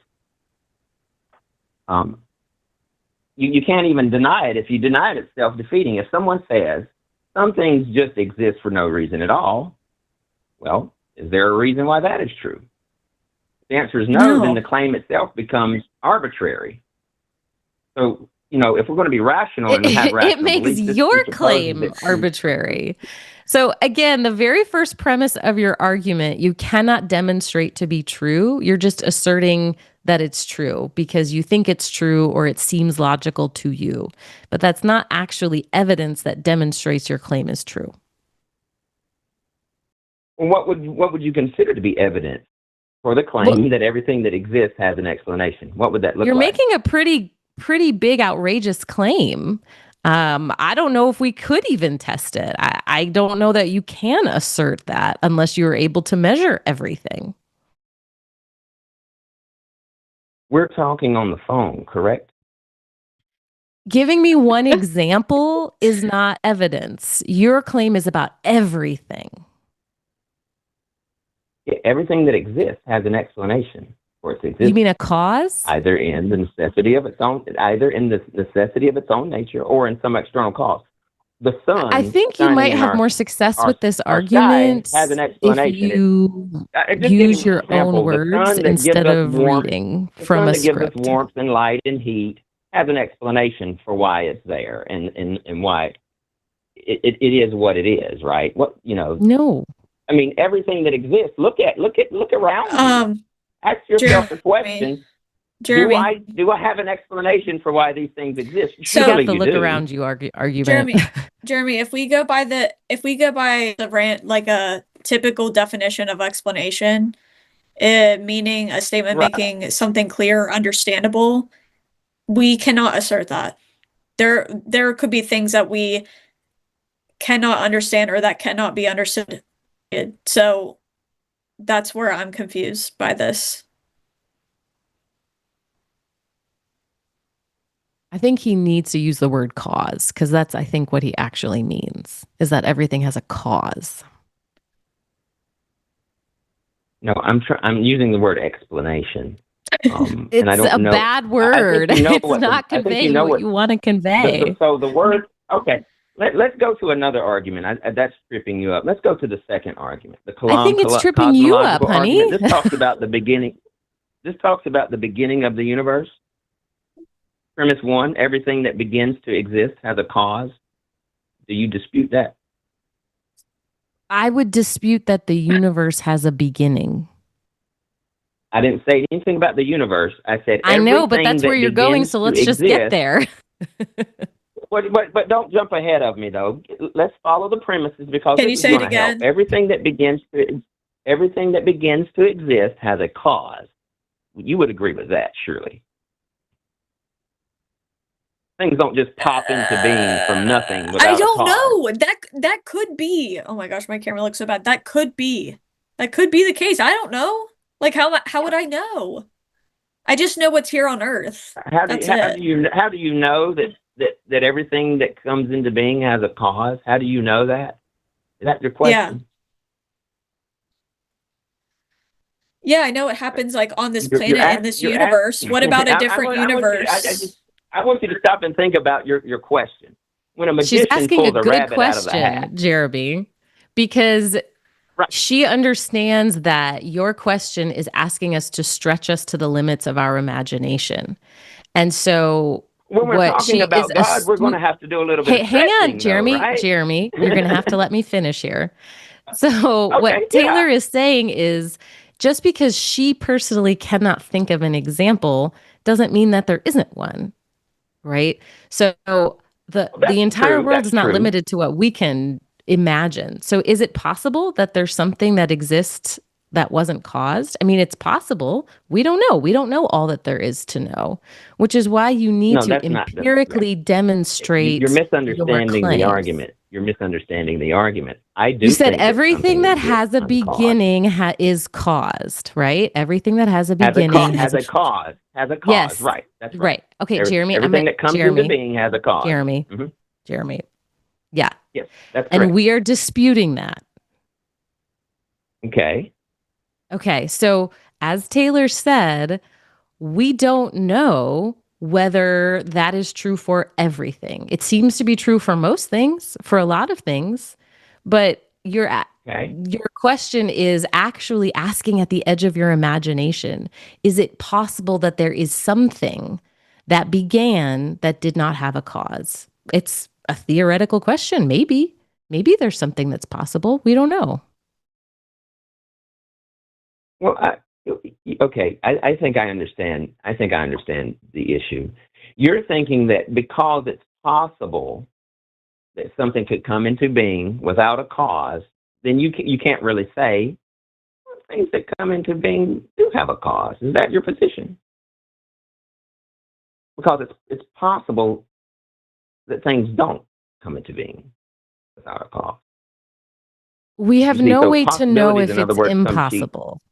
Possibilities, it's easy to say, well, it's possible that things can pop into being from nothing. But then it becomes inexplicable why anything and everything doesn't. Why not tigers and root beer and bicycles? Why don't these things come into being from nothing in our living room when we're watching TV?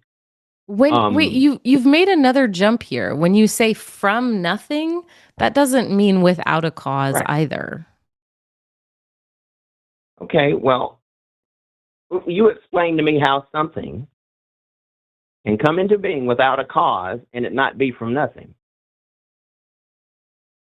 Coming from nothing is still a cause. Nothing doesn't have any properties and so can't cause anything. You're talking about nothing as if it's something that has causal power. The word no thing is a universal quantifier. You just said a It's no tiger thing. could come from nothing. I mean, we're dealing in hypotheticals here. Like, this is wild. We're not dealing with anything that's hypothetical. I'm saying that you must be committed to the idea that things can come into existence without a cause. We are committed to the idea that we don't know everything there is to know about the universe and therefore cannot make these sweeping generalizations. But you don't have to know everything there is to know that things don't come into existence without a cause. You don't have to be omniscient Yes, you do. to know that. Yes, you do. No, you don't. You don't. And that's the thing. You're thinking you have to know all truths in order to know that things don't come into existence from nothing. If you want to make a statement, if you want to say a statement about all things, then yes, you have to eliminate the possibility that there is something that we have not heard of and don't know about. I'm so not no, making you a can't statement make the about claim. all things. I'm making a statement about things that come into being. Okay, all things that come into being. Yes. The pen all on things my that desk. come into being. The pen on my desk. The pen on my desk came into being at some point in the past, right? The pen, the writing pen. Giving us an example is not helping here. It may for our listeners. Jeremy, when I look at my pen on my desk, it didn't always exist. It hasn't always existed. It came into being at some point. So there's a cause for that. It didn't just pop into being, right? Jeremy, it didn't just we come understand. Into being on my desk, right? Can you hear me? Yes, ma'am. Okay. I mean, just stop. We understand what you're saying. You don't have to give us more examples. We get it. Okay. We're just disagreeing with you. I thought that would be helpful. Okay. So don't worry. We have the cognitive ability to understand what you're saying. We're just disagreeing. And I think it is be probably more beneficial for everyone if we just jump to the end of your argument. Well, you can't jump to the end of an argument because that's not how syllogisms work. A deductive argument is constructed by following premises in an argument which lead logically to a conclusion if the argument is valid. But you were the one who wanted to move on to another one because we didn't even accept your first premise. So we've already said no to your first Right. premise. So I moved on to another argument that you seemed to be more familiar with. But I can, if you want to I'm move very on from this familiar one, with all of your arguments. you're very familiar with them, but you don't seem to really Taylor, know you're what muted. I mean by explanation. You don't know Damn, I've what been muted I this mean whole when time. I say. Jeremy, So that's why I was trying can to you just explain can you just what I was saying. can you just make a short summary of the entire thing? Just go ahead. Try and make it So the quick. second premise of the art, the first premise is everything that begins to exist has a cause. You dispute that, which means that you think things can come into being without a cause, which is literally worse than magic. At least in a magic show, when you have a magician and you've got a hat and he pulls the rabbit out of the hat, at least you've got the magician there. Can you keep going? But skip the examples. So the second premise of the argument is the universe began to exist. That's the second premise. Now, this is confirmed by separate philosophical arguments and corroborated by scientific research. No, no, it's not. Stephen Hawking No, famously said, "You're wrong." I'm wrong about what? About that it is confirmed via science that the universe had a beginning. I'm wrong on that. Okay. Correct. You are wrong. Okay. Why do you think that? Because I read physicists. You read? Excuse me? Physicists? I read their work. Okay. And what have they said? They have said that we aren't able to do the math about what happened before the Big Bang, but there are several hypotheses for what would have been beforehand. So we don't know, but there are several ideas about what it could be like. It is not confirmed that the universe had a beginning. That is incorrect. Jimmy says first premise falls. Jimmy says first premise falls. I said there's scientific support for the claim that the universe began to real exist. Quick. And Jimmy then there are says, separate philosophical arguments. Jeremy, can you hear us when we're talking? Okay, Jimmy says I hear a bunch of laughing. First premise fails because it counts on the laws of the universe applying before the universe existed. That's not what my first premise counts on. Oh, it counts on things not coming into existence without a cause. That's what it counts on. Things can't just come into being from nothing without a cause. That's what the first premise counts on. It doesn't count on any universal laws. It counts on the metaphysical principle: from nothing, nothing comes. Surely you believe that. Sound of music, from nothing, nothing comes. Who could think something different? Jeremy, I am being sincere when I say I don't want to cut you off, but we have a hard stop tonight. We have to be done by 9. Okay. Thank you. Yeah. Thank you for your time. Thank you for your time. Thanks for calling in. Have a good night. You too. Bye-bye. Bye. Oh, God, sorry. I lost it a little. Nah, that's okay. I liked it. We weren't gonna get anywhere anyways, because he wouldn't accept our disagreements at the beginning, so there's only so much you can do with that. I hate being spoken to that way, that like... No, I know, the mansplaining. Yes, his assumption that if we disagreed with him, it was because we were too stupid to understand what he was saying. Unfortunately, I feel like that happens a lot on here. Good times, but we're gonna read super chats now. Woohoo! Yeah. Fun stuff. I think we are going to. Oh my gosh. Okay, it's different now. I didn't even see it. Okay, how do I do this? How do I... You might have to like click or double click the one that shows you the split screen. I can see it. Oh my gosh, what is happening? Okay, do you want to read the first one, Sarah, while I figure this out? Oh, it's small now. Can you do what you just did? It was big. I can't Wait, see is my screen affecting everybody else's? No, it's just Zoom automatically switches screens based on who's talking, but it'll keep switching, so you have to like actually select it and make it stay. Oh, how do I select it? I don't know how to select it. But this one from Ekta. Oh, Ekta, hi, says Taylor and Sarah are both so good at exposing dishonest rhetoric and putting a stop to it in plain language. Sarah actually got me to use the clock app, and Taylor helped keep me there. I'm excited to see you two cook here. Oh, thank you, Ekta. Aw, thank you. I'm sorry. I'm trying so hard to get it so I can read it. Oh my God, I just keep making more smaller screens. I don't know how this is possible. We got to do a Zoom learning session, I guess. Yeah, it's because I'm right now. talking. Oh my gosh. Okay. Damn. Okay, yeah, we do. I do need help. I'm so bad with technology. Okay, 1999 from David G. 1012. Hi Taylor. Hi Sarah. Y'all are the best. Both of you are so kind and so smart. Keep up the great work. Hugs to Ruby. I'm not sure if I'd agree with that. I can't even figure this out. But thank you. I appreciate that. Okay, wait. If I select it, does that? No, I can't select it. I'm glad I'm not alone. Girl, I am the worst at all of this. Like anything that I know how to do on my computer, Justin has had to show me. Can you see it to read the next one? Oh my gosh, okay, I'll read it on my phone. Perfect. Okay. 990. Wait, I already read that. Wait, no, I didn't. 999 from David G 1012. I forgot Jimmy, is that no, that's not it. GFJ? What is that? GFJ?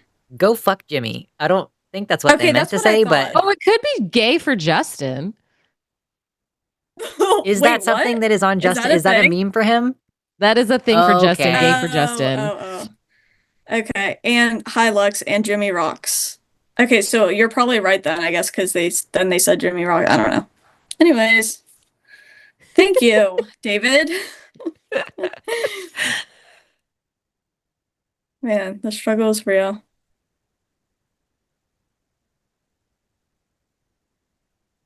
Taylor, you might just have to read all of them. Oh, I can see it No, now. I can. But then it's just, I can do it. It's okay. Okay. $5 from Joshua. Joshua Everett 9887, and yeah, Spider-Man doeth that which a spider can't do, but he's strong. Oh my gosh, this is so hard for me. Hark, fellow, he have blood, most radioactive AF. I don't know what the hell that was, but thank you for the $5. I appreciate it.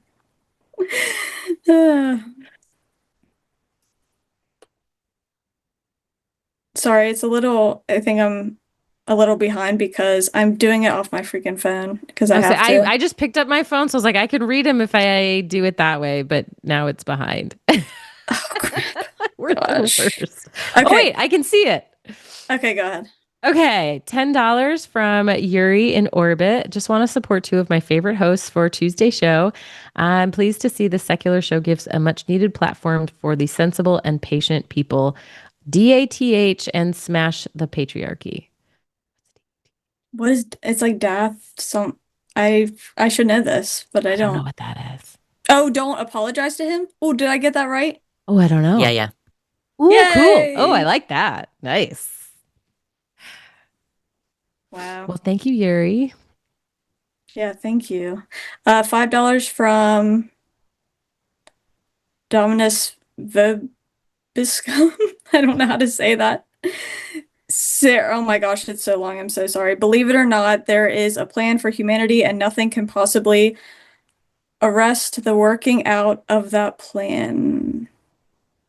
Hashtag Alice Bailey, hashtag Benjamin Korean, hashtag wiki quotes. I don't know. I'm not sure if I understand that. I have no information for that. But thank you for the $5. We appreciate it.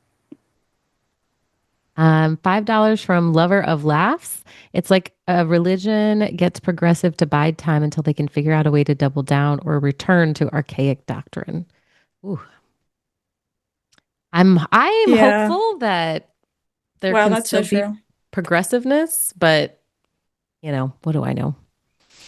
Yeah, but I agree with this person. Sometimes it's like they kind of do it to manipulate people, so then they become like bring them back. Like, or just not be there are actually progressives, obviously, but I think are some people who try and leave stuff out and then they don't bring that up until Right. people are more comfortable. Yeah. $10 from Misha76, late to the party, but love the llamas in Sarah's background. Where? Oh, they're cute. Like, I painted these. I don't paint at all, but I painted them. They look so good. I love them.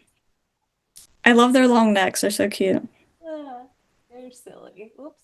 Okay, well, that's gonna. Oh, I made it worse. Okay, right. $5 from PDX Geek. Who is God's creator? If God is eternal, why not the universe without God being eternal? Yeah. That argument immediately falls apart, and I don't know why Jeremy thought he was going to run that successfully. I do think you're right. I think he was like reading off of something that I guess he heard, and I don't know if it fully made sense to him either. He's like, no, you're using the wrong words. My script says something different. $5 from Alishana Silverbow. Listen here, women. I know better than you because I'm an arrogant asshat of a man and will talk over you and prove my point. Jeremy, probably. Yeah. Oh, we both said that at the same time. Yeah. Yeah, I couldn't tell. Like, I know there's a delay from him hearing us, but it was only like a second or two, and then he kept going. And I was like, oh no, he's just being rude. Yeah, just low, just a little bit. It's fine. I don't have a new one yet. Sorry, that was my bad. I was slow. Oh, you're good. That's okay. From Reverend Nate, here's $5. If Jeremy shuts the F up for 1 full minute and he doesn't interrupt either host while they are talking, I'll donate 20 more. Too late, but we appreciate it. Thanks, Reverend. Okay. I promise I'm almost there. It's going to change any second now on my phone. I do need a course on this. That's sad, isn't it? Okay. $10 from Misha76. Jeremy is not smart enough for this conversation. Y'all have more patience than I could ever imagine having with this nonsense. I feel like I'm so used to, I don't know what you want to call them, debate bros, Phil bros, like, yeah, who, like, that was actually the type of person I was yelling at last week because I'm like, this doesn't make sense and you're trying to make it sound super intelligent and it isn't working and it's rough, but yeah. That's why I lost my patience. So, I mean, who said we had patience? I lost it. I was out. I love it. Okay. $10 from Deconstruction Zone. Premise 1, I am a man. Premise 2, I will shout over you. Conclusion, do I win the argument now? Well said. Thanks, Justin.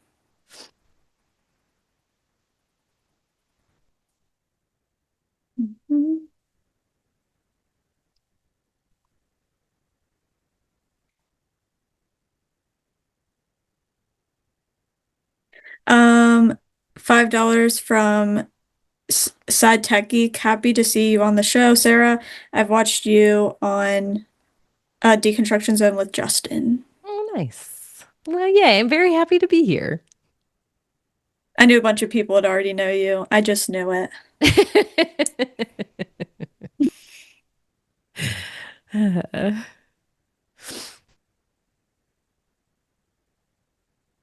$15 from Carverest. Great job hosting, Taylor. You got the gift of making the complex understandable. Thank you, Sarah, for sharing your insight and awareness tonight. Oh, that's lovely.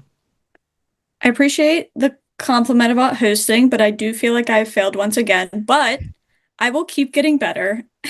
And next time, you did not fail. Well, next time I will not be pulling from the screening queue, thinking that it's the right queue to pull from. So I feel like this is such an example got that to work with.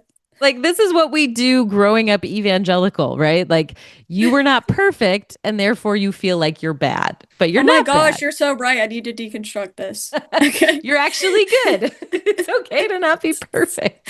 $10 from Misha76, part 1, say a thing, rebuttal XYZ, Jeremy, that's not my premise.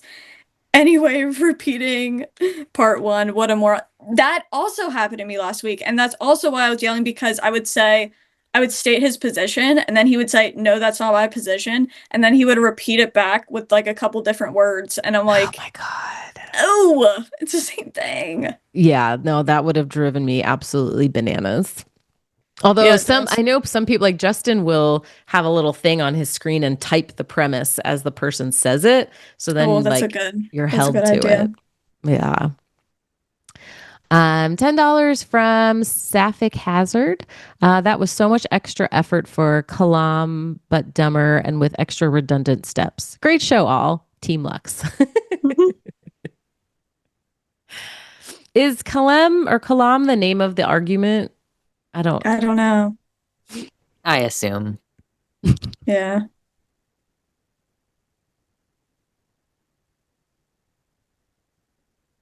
I feel like I'm when I'm waiting, I'm like buffering. Okay, $5 from Reverend Nate. 2735. My $20 was safe all along. Jeremy was incapable of showing either hose a shred of respect. Really tough to not screw at my phone. Sheesh. Yeah, your money is safe.